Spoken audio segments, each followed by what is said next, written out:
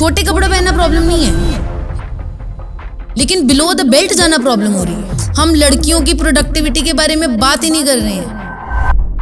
ਭੰਗੜਾ ਜਦੋਂ ਆਪਾਂ ਸੋਚਦੇ ਆ ਲੜਕੇ ਹੀ ਆਉਂਦੇ ਆ ਮਾਈਂਡ 'ਚ ਜੀ, ਕੁੜੀਆਂ ਲਈ ਆਪਣਾ ਨੂੰ ਗਿੱਧਾ ਆਉਂਦੇ ਆ ਮਾਈਂਡ 'ਚ। ਹਾਂਜੀ ਹਾਂਜੀ। ਤੁਸੀਂ ਭੰਗੜਾ ਕਿਵੇਂ ਸੋਚਿਆ ਕਿ ਭੰਗੜੇ ਨੂੰ ਅੱਗੇ ਲੈ ਕੇ ਜਾਣਾ ਇਸ ਤਰੀਕੇ ਨਾਲ, ਉਹ ਵੀ ਫਿਟਨੈਸ 'ਚ? ਕਿਤੇ ਵੀ ਰੂਲ ਆਫ ਬੁੱਕ ਨਹੀਂ ਹੈ ਕਿ ਗਿੱਧਾ ਕੁੜੀਆਂ ਦੇ ਲਈ ਹੈ ਤੇ ਭੰਗੜਾ ਕੁੜੀਆਂ ਪਾ ਹੀ ਨਹੀਂ ਸਕਦੀਆਂ।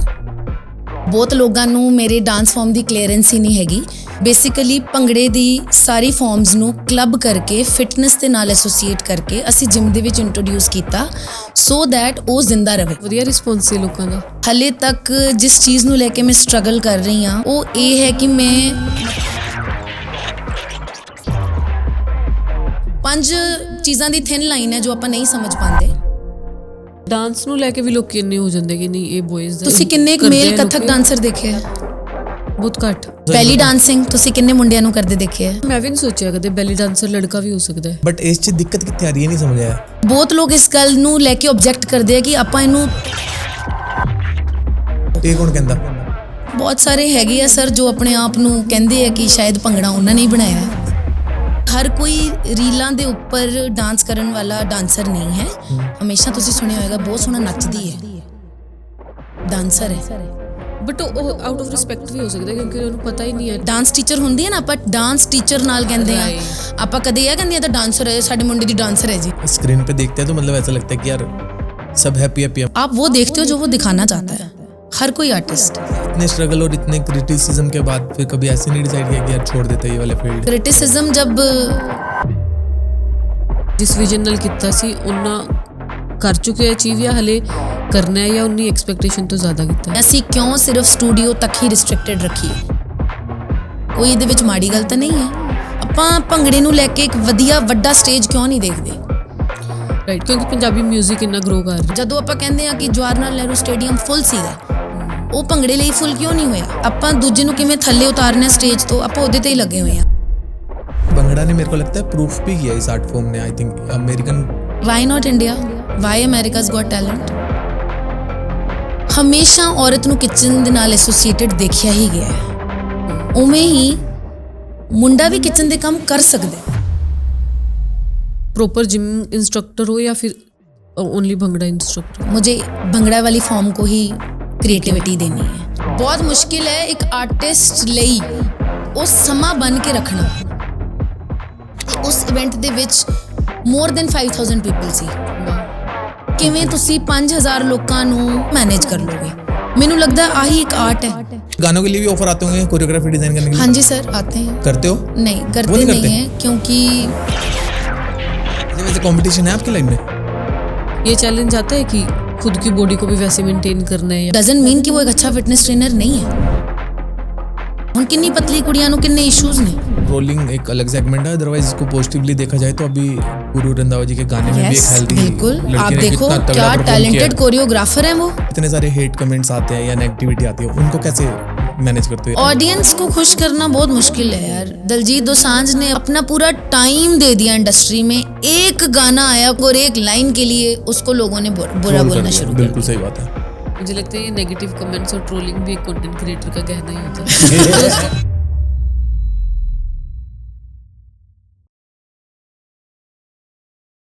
ਸਾਡੇ ਅੱਜ ਦੇ ਪੋਡਕਾਸਟ ਦੇ ਗੈਸਟ ਹਨ super talented, super beautiful and super energetic bhangra queen Ashley Kaur Reen. ਤੁਸੀਂ ਉਹਨਾਂ ਨੂੰ ਸੋਸ਼ਲ ਮੀਡੀਆ ਤੇ ਜਾਂ ਫਿਰ ਜਿਮਸ ਦੇ ਵਿੱਚ ਗਰਲਸ ਨੂੰ ਐਂਡ ਬॉयਜ਼ ਨੂੰ ਵੀ ਭੰਗੜਾ ਸਿਖਾਉਂਦੇ ਹੋਏ ਦੇਖਿਆ ਹੋਏਗਾ। ਬਟ ਅੱਜ ਆਪਾਂ ਗੱਲ ਕਰਾਂਗੇ ਉਹਨਾਂ ਦੀ ਜਰਨੀ, ਸਟਰਗਲ, ਮਾਈਂਡਸੈਟ ਐਂਡ ਉਹਨਾਂ ਦੀ ਇੱਕ ਅਨਫਿਲਟਰਡ ਸਾਈਡ ਦੇ ਬਾਰੇ। Please enjoy.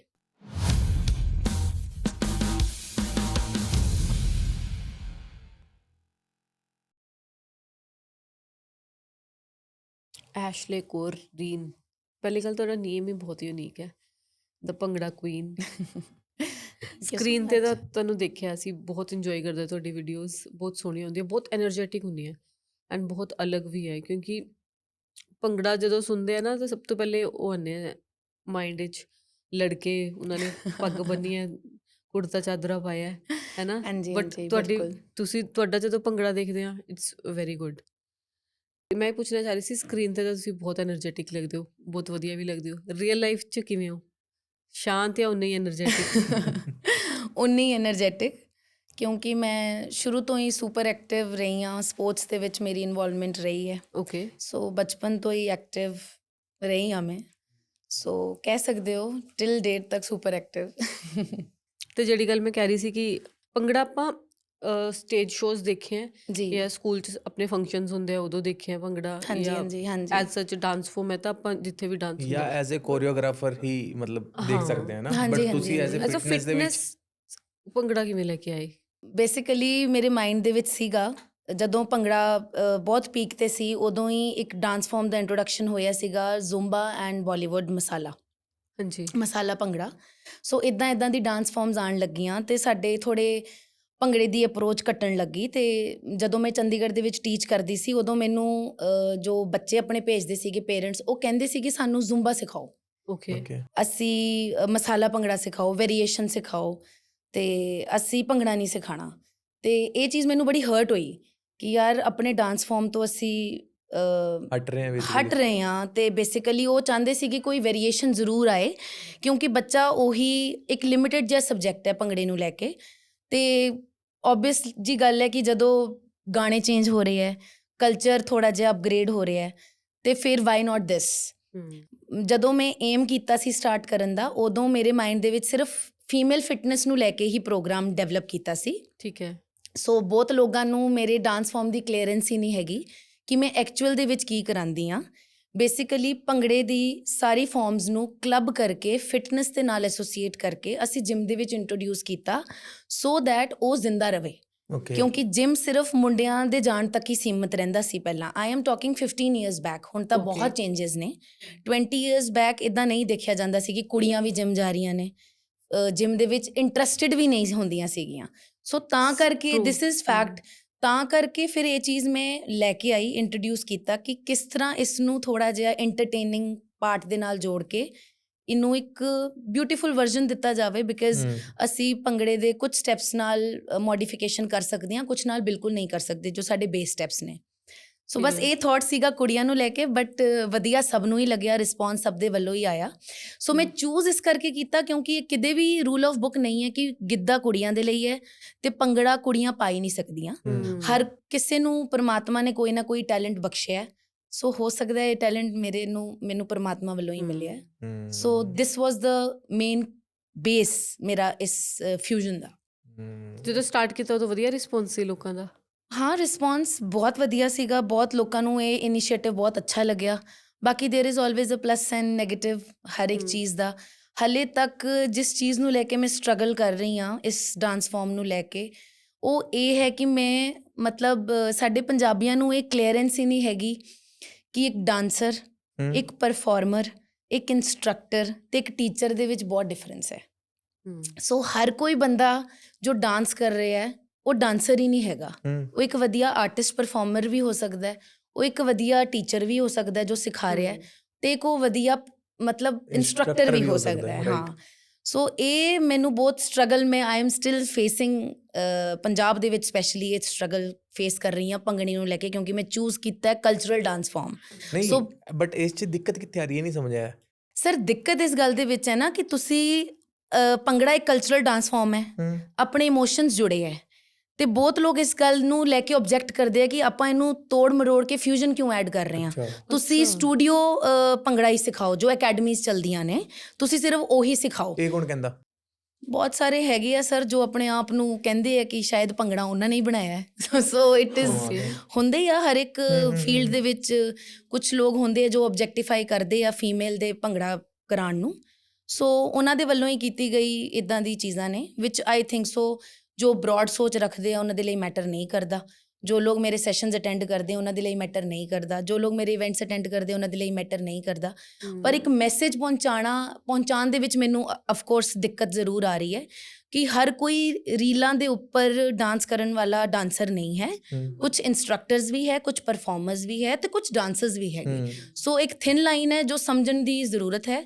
ਉਹ ਹਲੇ ਤੱਕ ਕਲੀਅਰੈਂਸ ਮੈਨੂੰ ਲੱਗਦਾ ਆਉਣ ਵਾਲੇ ਟਾਈਮ ਦੇ ਵਿੱਚ ਮਿਲ ਜਾਊਗੀ। ਸੋ ਡਿਫੀਕਲਟੀ ਆਉਂਦੀ ਹੈ ਸਰ। ਤੁਸੀਂ ਕਿਹਨੂੰ ਐਕਸਪਲੇਨ ਕਰੋਗੇ ਕਿ ਮੈਂ ਇੱਕ ਇੰਸਟਰਕਟਰ ਹਾਂ, ਭੰਗੜਾ ਇੰਸਟਰਕਟਰ ਹਾਂ, ਇੱਕ ਡਾਂਸ ਫਾਰਮ ਕਲੈਕਟਿਵ ਬਣਾਈ ਹੈ, ਕਿਉਂਕਿ ਲੋਕ ਬਿਨਾਂ ਹੋਮਵਰਕ ਕਰੇ ਹੀ ਓਬਜੈਕਟੀਫਾਈ ਕਰਦੇ ਆ ਚੀਜ਼ਾਂ ਨੂੰ। ਬਟ ਇਹ ਬਹੁਤ ਜ਼ਿਆਦਾ ਸਰਪ੍ਰਾਈਜ਼ਿੰਗ ਹੈ, ਪਤਾ ਮਤਲਬ ਇਹ ਚੀਜ਼ ਨੂੰ ਵੀ ਲੋਕ ਕ੍ਰਿਟਿਸਾਈਜ਼ ਕਰ ਰਹੇ ਸਰ ਸਰਪ੍ਰਾਈਜ਼ਿੰਗ ਤਾਂ ਤੁਹਾਨੂੰ ਪਤਾ ਹੀ ਨਹੀਂ ਹੈ ਕਿ ਕੁੜੀਆਂ ਦੇ ਭੰਗੜੇ ਲੈਣ ਨੂੰ ਕਿੰਨੀ ਕੁੜੀਆਂ ਕੀ ਫੇਸ ਕਰਦੀਆਂ ਨੇ। ਅੱਛਾ ਜੀ। ਜਿਹੜੀ ਵੀ ਕੁੜੀ ਸੱਚੀ? ਹਾਂ ਜਿਹੜੀ ਵੀ ਕੁੜੀਆਂ ਭੰਗੜਾ ਪਾਉਂਦੀਆਂ ਨੇ ਉਹਨਾਂ ਨੂੰ ਬਹੁਤ ਸਾਰੇ ਨੈਗੇਟਿਵ ਕਮੈਂਟਸ ਮਿਲਦੇ ਹੈ, ਬਟ ਪਰਵਾਹ ਨਹੀਂ ਕਰੀਦੀ।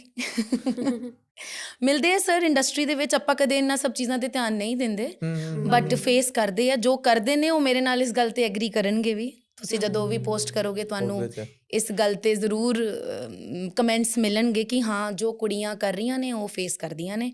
ਤੇ ਉਹ ਸਭ ਤੋਂ ਜ਼ਿਆਦਾ ਇਹ ਫੇਸ ਕਰਦੀਆਂ ਨੇ ਕਿ ਤੁਸੀਂ ਗਿੱਧਾ ਪਾਓ, ਗਿੱਧਾ ਤੁਹਾਡਾ ਡਾਂਸ ਫਾਰਮ ਹੈ, ਤੁਸੀਂ ਉਹੀ ਕਰੋਗੇ। ਕਿਉਂਕਿ ਵਿਮਨ ਨੂੰ ਲੈ ਕੇ ਚੀਜ਼ਾਂ ਰੱਖੀਆਂ ਗਈਆਂ ਨੇ ਕਿ ਔਰਤਾਂ ਦੇ ਲਈ ਕੁਝ ਸਪੈਸੀਫਿਕ ਕੰਮ ਨੇ, ਉਹ ਔਰਤਾਂ ਦੇ ਲਈ ਬਣੇ ਆ, ਤੇ ਮਰਦਾਂ ਦੇ ਲਈ ਕੁਝ ਸਪੈਸੀਫਿਕ ਕੰਮ ਨੇ, ਉਹ ਮਰਦਾਂ ਦੇ ਲਈ ਬਣੇ ਆ। ਨਹੀਂ ਇਹ ਸੀਗਾ ਬਟ ਪਹਿਲੇ ਸੀਗਾ, ਬਟ ਮੈਨੂੰ ਨਹੀਂ ਲੱਗਦਾ ਸੀਗਾ ਹੁਣ ਵੀ ਹੈ। ਬਟ ਮੈਂ ਤੁਹਾਡੇ ਮੂੰਹੋਂ ਸੁਣ ਕੇ ਇਹ ਚੀਜ਼ ਹੈਰਾਨ ਹੈ ਕਿ ਮਤਲਬ ਅੱਜ ਵੀ ਇਹ ਚੀਜ਼ ਕਰ ਰਹੇ ਮਤਲਬ ਸਰ ਮੈਨੂੰ ਆਲਮੋਸਟ discrimination ਚੱਲ ਰਿਹਾ। 15-16 ਸਾਲ ਹੋ ਗਏ ਨੇ। ਮੈਂ ਆਪਣੀ ਜਰਨੀ 2013 ਤੋਂ ਸਟਾਰਟ ਕੀਤੀ ਹੈ ਜਦੋਂ ਮੈਂ ਸਿਖਾਉਣਾ ਸ਼ੁਰੂ ਕੀਤਾ ਸੀਗਾ, ਐਂਡ ਟਿਲ ਡੇਟ ਮੈਨੂੰ ਅਗਰ ਬਹੁਤ ਲੋਕ ਮਿਲਦੇ ਵੀ ਹੈ ਤੇ ਮੈਨੂੰ ਰੈਫਰੈਂਸ ਇੰਸਟਰਕਟਰ ਦਾ ਬਹੁਤ ਘੱਟ ਲੋਕ ਯੂਜ਼ ਕਰਕੇ ਮਤਲਬ ਇੰਟਰੋਡਿਊਸ ਕਰਦੇ ਨੇ। ਓਕੇ। ਅਦਰਵਾਈਜ਼ ਉਹਨਾਂ ਨੂੰ ਇਹ ਲੱਗਦਾ ਕਿ ਇਹ ਮਤਲਬ ਡਾਂਸ ਹੀ ਕਰ ਰਹੀ ਹੈ। ਸੋ ਇਹ ਡਿਫਰੈਂਸ ਹੈਗਾ। ਸੋ 16 ਇਅਰਸ ਲੱਗੇ ਹੈ ਪਲੇਟਫਾਰਮ ਹੀ ਦੇਣ ਨੂੰ ਇਸ ਸਬਜੈਕਟ ਨੂੰ ਜੋ ਡਾਂਸ ਫਾਰਮ ਮੈਂ ਚੂਜ਼ ਕੀਤਾ ਹੈ। ਸੋ ਹਲੇ ਦੇਖਦੇ ਹਾਂ ਨੈਕਸਟ ਆਉਣ ਵਾਲੇ ਕਿੰਨੇ ਟਾਈਮ ਤੱਕ। ਇਹ ਥਿਨ ਲਾਈਨ ਹੈ ਸਰ, 5 ਚੀਜ਼ਾਂ ਦੀ ਥਿਨ ਲਾਈਨ ਹੈ ਜੋ ਆਪਾਂ ਨਹੀਂ ਸਮਝ ਪਾਉਂਦੇ। So a teacher, a dancer, instructor, performer, ਆ ਸਾਰੇ ਡਿਫਰੈਂਟ ਵੇਰੀਏਸ਼ਨਸ ਨੇ। ਡਾਂਸ ਨੂੰ ਲੈ ਕੇ ਵੀ ਲੋਕ ਇੰਨੇ ਹੋ ਜਾਂਦੇ ਕਿ ਨਹੀਂ ਇਹ ਬॉयਜ਼ ਦਾ, ਇਹ ਗਰਲਸ। ਹਾਂ ਹਰ ਕੱਪੜਿਆਂ ਨੂੰ ਲੈ ਕੇ ਤਾਂ ਹੈ ਤੁਸੀਂ ਕਿੰਨੇ ਕੁ ਮੇਲ ਕਥਕ ਡਾਂਸਰ ਦੇਖੇ? ਬਹੁਤ ਘੱਟ। ਹਾਂ ਉਹ ਵੀ ਸੇਮ ਫੇਸ ਕਰਦੇ ਆ। ਓਕੇ। ਤੁਸੀਂ ਸਾਲਸਾ ਯੂਜੂਅਲੀ ਰਿਲੇਟ ਕੀਤਾ ਜਾਂਦਾ ਹੈ। ਸਾਲਸਾ ਮੁੰਡੇ ਜਦੋਂ ਸਾਲਸਾ ਕਰਦੇ ਆ ਤੇ ਉਹਨਾਂ ਨੂੰ ਵੀ ਇਦਾਂ ਹੀ ਦੇਖਿਆ ਜਾਂਦਾ ਹੈ। ਬਟ ਮੈਂ ਬੈਲੀ ਡਾਂਸਿੰਗ ਤੁਸੀਂ ਕਿੰਨੇ ਮੁੰਡਿਆਂ ਨੂੰ ਕਰਦੇ ਦੇਖੇ ਆ? ਨਹੀਂ ਕਰਦੇ ਆਬਵੀਅਸ ਮਤਲਬ ਕੁੜੀਆਂ ਬੈਲੀ ਵੀ- ਡਾਂਸਿੰਗ ਕਰਦੇ ਹੈ, ਉਹ ਫਨੀ ਨਹੀਂ ਲੱਗेंगे। ਉਹ ਕਰਦੇ ਆ, ਫੇਸ ਕਰਦੇ ਆ।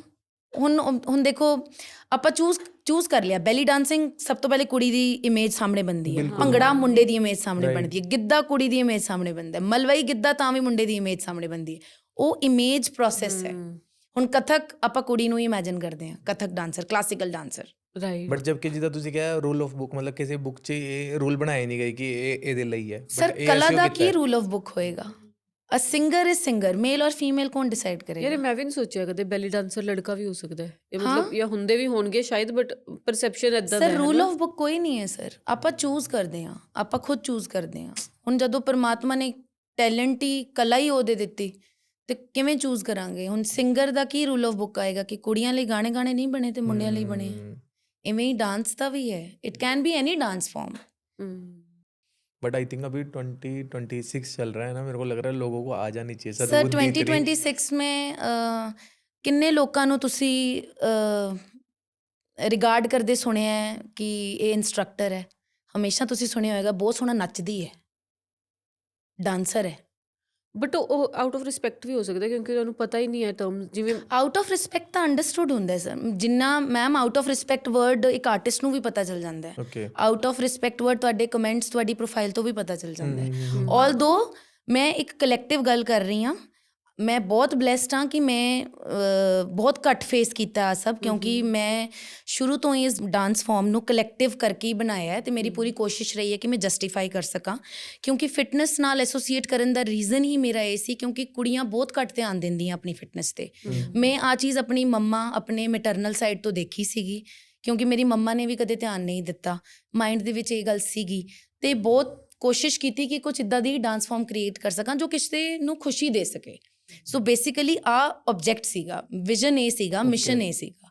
ਸੋ ਬਟ ਜਦੋਂ ਤੁਸੀਂ ਜਰਨੀ ਸਟਾਰਟ ਕਰਦੇ ਹੋ ਤੁਹਾਨੂੰ ਨਹੀਂ ਪਤਾ ਹੁੰਦਾ ਕਿ ਤੁਸੀਂ ਕੀ ਫੇਸ ਕਰੋਗੇ ਅੱਗੇ। ਤੁਸੀਂ ਕਿਹਾ ਕਿ 2026, ਤੁਸੀਂ ਇੱਕ ਵਾਰੀ ਖੁਦ ਵੀ ਸੋਚ ਕੇ ਦੇਖਿਓ ਕਿ ਅਸੀਂ ਕਿੰਨੀ ਵਾਰੀ ਆ ਚੀਜ਼ ਕਿੰਨੀ ਕੈਜੂਅਲੀ ਕਹਿ ਦਿੰਦੇ ਹਾਂ ਕਿ ਡਾਂਸਰ ਵਰਡ ਹਿੰਦੀ ਦੇ ਵਿੱਚ ਤਾਂ ਹੋਰ ਥੋੜਾ ਬੁਰਾ, ਬਟ ਇੰਗਲਿਸ਼ ਦੇ ਵਿੱਚ ਡਾਂਸਰ। राइट। ਹਾਂ, it can be instructor, it can be teacher. ਹੁਣ ਸਕੂਲਸ ਦੇ ਵਿੱਚ bhangra queen is a good word. हाँ, of course, it's a positive word. It's given to me by people. It's a positive word. So ਆਪਾਂ school ਦੇ ਵਿੱਚ ਜਦੋਂ teacher dance teacher ਹੁੰਦੀ ਹੈ ਨਾ, ਆਪਾਂ ਡਾਂਸ ਟੀਚਰ ਨਾਲ ਕਹਿੰਦੇ ਆ, right. ਆਪਾਂ ਕਦੇ ਇਹ ਕਹਿੰਦੇ ਆ ਤਾਂ ਡਾਂਸਰ ਹੈ, ਸਾਡੇ ਮੁੰਡੇ ਦੀ ਡਾਂਸਰ ਹੈ ਜੀ। ਰਾਈਟ ਅਸੀਂ ਇਦਾਂ ਤਾਂ ਨਹੀਂ ਕਦੇ ਉਹਨੂੰ ਕਹਿੰਦੇ ਨਾ, ਆਪਾਂ ਕਹਿੰਦੇ ਆ Dance ਸਾਡੇ teacher ਹੈ। ਬੱਚੇ ਦੀ ਡਾਂਸ ਟੀਚਰ ਹੈ। So this is the difference. Dance teacher ਕਹਿਣਾ is a regard, is a respectful way, and dancer ਕਹਿਣਾ ਇਜ਼ ਆਈ ਥਿੰਕ ਸੋ, ਮੈਨੂੰ ਇਦਾਂ ਲੱਗਦਾ ਹੈ ਕਿ it's not in a respectful ਵੇ। ਉਹ ਡਾਂਸਰ ਨੂੰ ਡਾਂਸਰ ਕਹਿਣਾ ਰਿਸਪੈਕਟਫੁਲ ਹੈ, ਡਾਂਸਰ ਆਪਣੇ ਆਪ ਚ ਡਿਸਰਿਸਪੈਕਟਫੁਲ ਨਹੀਂ ਹੈ, ਬਟ ਇੱਕ ਟੀਚਰ ਨੂੰ ਡਾਂਸਰ ਕਹਿਣਾ ਇਟ ਮੀਨਸ ਆਫ ਕੋਰਸ ਉਸ ਦੀ ਮੇਨ ਚੀਜ਼ ਨੂੰ ਹਾਂਜੀ ਹਾਂਜੀ ਬਿल्कुल बिल्कुल। बट सच बताऊं, ऐसे स्क्रीन पे देखते हैं तो मतलब ऐसा लगता है कि यार सब हैप्पी हैप्पी है, मतलब ऐसी चीजें भी हैं पीछे, पता नहीं था मतलब। हाँ हाँ ऑफ कोर्स सर, बहुत हर एक आर्टिस्ट की लाइफ जो आप इंस्टाग्राम पे या किसी भी सोशल मीडिया पे देखते हो, वो आप वो देखते हो जो वो दिखाना चाहता है। हर कोई आर्टिस्ट, ट्रू, बहुत कम है जो आपको आपकी वो साइड दिखाना चाहते हैं जो वो नहीं चाहते कि वो देखें। राइट। अच्छा, वैसे इतने स्ट्रगल और इतने क्रिटिसिज्म के बाद फिर कभी ऐसे नहीं डिसाइड किया कि यार छोड़ देते हैं ये वाले फील्ड, कुछ नहीं, और ट्राई कभी करते भी हैं? नहीं। क्रिटिसिज्म जब जर्नी स्टार्ट की थी तभी एक माइंडसेट क्रिएट कर लिया था कि पीछे नहीं हटना है, तो नहीं, कभी इफेक्ट नहीं हुई हूँ, होंगी भी नहीं आगे। नहीं होना भी मत। फिटनेस का जब हम सोचते हैं ना, कोई जिम में, ऐसा नहीं कि अनहैप्पी होते हैं लोग बहुत खुशी से जिम करते हैं, बिल्कुल बिल्कुल। बट एक स्माइल के साथ जब करते हैं ना, वो आपके उसमें भंगड़ा में दिखता है। मुझे लगता है शायद उन्हीं सब छोटी छोटी रीजंस के कारण मुझे लोगों ने पसंद किया है, क्योंकि मैं वो 1 घंटा उनके चेहरे पे जब स्माइल देखती हूँ, उनको अपने स्ट्रेस से दूर देखती हूँ, तो मुझे फीलिंग आती है कि शायद मैंने कुछ अच्छा ही काम किया है। बिकॉज ये भी तो एक डीड ही है आपकी, कि आप कर्मा ही कह लो कि आप किसी की लाइफ में कुछ अच्छे पल ऐड कर रहे हो, बिल्कुल, और अच्छे तरीके से ऐड कर रहे हो। मुझे लग रहा है कि इसमें कुछ गलत नहीं है। कुछ सेक्शन ऑफ लोगों को छोड़ के जिनको गलत लगता होगा, तो उनको तो सब कुछ ही गलत लगता है, सो मैटर नहीं करता। बट एक टॉपिक है कि हम लोग उस वे से नहीं सोचते हैं। हम बिना किसी के ऊपर होमवर्क किए, उसकी कुछ रील्स देख के कुछ भी जजमेंट पास कर देते हैं। आई थिंक सो कि ये बहुत कॉमन चीज़ हो गई है अब आजकल। मेरे को लगता है कुछ ही लोग ऐसे हैं, अदरवाइज तो अगर मैं देखूँ तो मुझे ऐसा लगता है यार कितना ही इंटरेस्टिंग वे है ना, मतलब अपना वेट लूज करने का या फिटनेस जर्नी स्टार्ट करने का। सर देखो, नहीं तो अदरवाइज तो सीरियस होके जिम करता है बंदा, है ना। वही, सर देखो, वेट लॉस का ये एक पार्ट है। अब फिटनेस एक पूरी सर एक रूटीन है, मैम एक रूटीन है ना।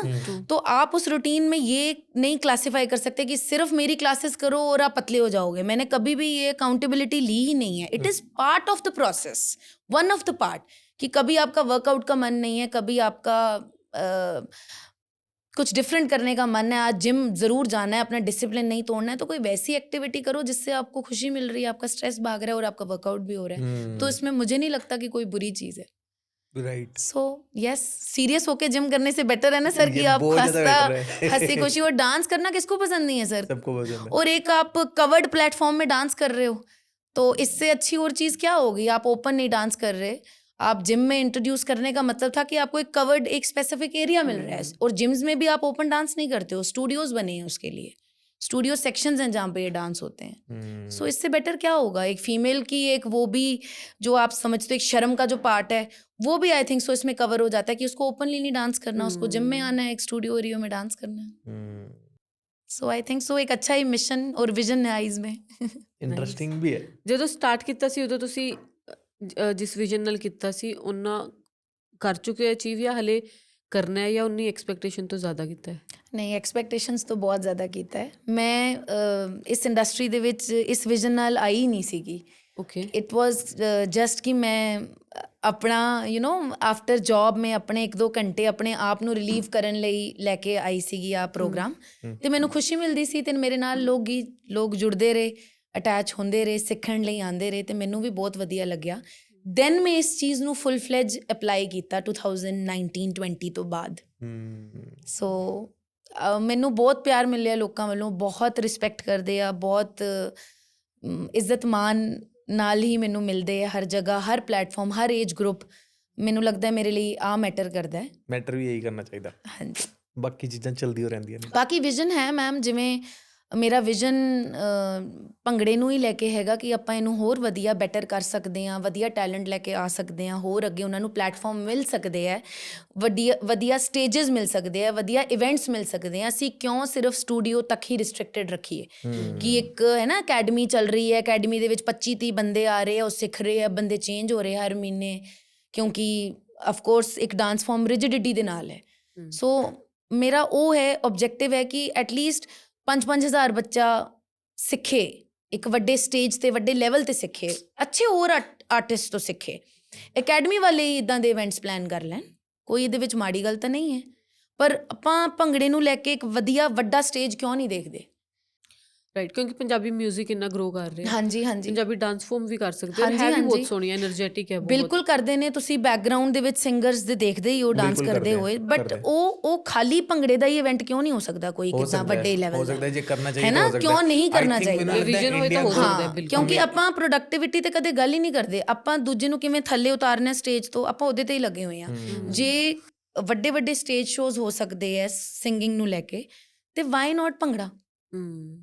हो सकता है, ਕਿਉਂ ਨਹੀਂ ਹੋ क्योंकि ਸਕਦਾ? हो सकता ਵੱਡੇ है, हो ਗ੍ਰੇਟ सकता है। ਲੈਵਲ ਤੇ ਕਿਉਂ ਨਹੀਂ ਹੋ ਸਕਦਾ? ਜਦੋਂ ਆਪਾਂ ਕਹਿੰਦੇ ਆ ਕਿ ਜਵਾਹਰ ਲਾਲ ਨਹਿਰੂ ਸਟੇਡੀਅਮ ਫੁੱਲ ਸੀਗਾ, ਉਹ ਭੰਗੜੇ ਲਈ ਫੁੱਲ ਕਿਉਂ ਨਹੀਂ ਹੋਇਆ? ਟਰੂ, ਹੋ ਸਕਦਾ ਹੈ, ਬਿਲਕੁਲ ਹੋ ਸਕਦਾ ਹੈ। ਆਪਾਂ ਜਵਾਹਰ ਲਾਲ ਨਹਿਰੂ ਤੇ ਬਾਅਦ ਚੋਂ ਜਾਵਾਂਗੇ, ਆਪਾਂ ਆਪਣਾ ਮੁਹਾਲੀ ਕਿਉਂ ਨਹੀਂ ਕਰ ਸਕਦੇ? ਕੋਈ ਇਨੀਸ਼ੀਏਟਿਵ ਕਿਉਂ ਨਹੀਂ ਲੈ ਸਕਦੇ ਇੱਦਾਂ ਦੇ ਵੱਡੇ ਸਟੇਜ ਸ਼ੋਜ਼ ਦਾ? और जबकि भंगड़ा ने मेरे को लगता है प्रूफ भी किया इस आर्ट फॉर्म ने, आई थिंक अमेरिकन गॉट ਹਾਂਜੀ टैलेंट्स के ਹਾਂਜੀ अंदर ਬਿਲकुਲ जाके, ਬਿਲकुल है ਸਰ, ना, ਦੇਖੋ सोलो भंगड़ा परफॉर्म ਵਾਈ हुआ ਨਾਟ भी ਵੀ, है। Why not India, why America's got talent? But मतलब ਸਾਡੇ यहाँ पे ਇੰਡੀਆ वो ਦੇ इतनी, ਵਿੱਚ हाँ, यहाँ पे इतना प्लेटफॉर्म या ਨਹੀਂ ਸਰ, इतनी, ਸਾਡੇ ਇੰਡੀਆ ਦੇ ਵਿੱਚ ਖਿੱਚਤਾਂ ਜ਼ਿਆਦਾ ਹੈ ਨਾ, ਉਹ ਮੇਰੇ ਵਹੀ। ਤੋਂ ਅੱਗੇ ਕਿਉਂ, ਉਹ ਕਿਵੇਂ ਚਲਾ ਗਿਆ, ਉਹ ਕੁੜੀ ਕਿਵੇਂ ਜਾ, ਉਹ ਮੁੰਡਾ ਕਿਵੇਂ ਅੱਗੇ ਚਲਾ ਗਿਆ। ਅਸੀਂ ਤਾਂ ਕਰਕੇ ਸਰ ਉਹ ਸੋਚ ਹੀ ਨਹੀਂ ਰੱਖ ਪਾ ਰਹੇ, ਅਸੀਂ ਕਿਉਂ ਨਹੀਂ ਉਹ ਇਕੱਠ ਕਰ ਪਾ ਰਹੇ ਭੰਗੜੇ ਦੇ ਲਈ, ਅਸੀਂ ਸਿੰਗਰਸ ਦੇ ਸ਼ੋਜ਼ ਦੇ ਲਈ ਕਰ ਪਾ ਰਹੇ ਹਾਂ। ਬਹੁਤ ਸਾਰੇ ਗਰੁੱਪਸ ਨੇ ਭੰਗੜੇ ਦੇ ਜਿਹੜੇ ਕੰਪੀਟੀਸ਼ਨਸ ਹੁੰਦੇ ਨੇ, ਉਹ ਅਸੀਂ ਇੱਕ ਬਹੁਤ ਵੱਡੇ ਲੈਵਲ ਤੇ ਕਿਉਂ ਨਹੀਂ ਕਰ ਪਾ ਰਹੇ?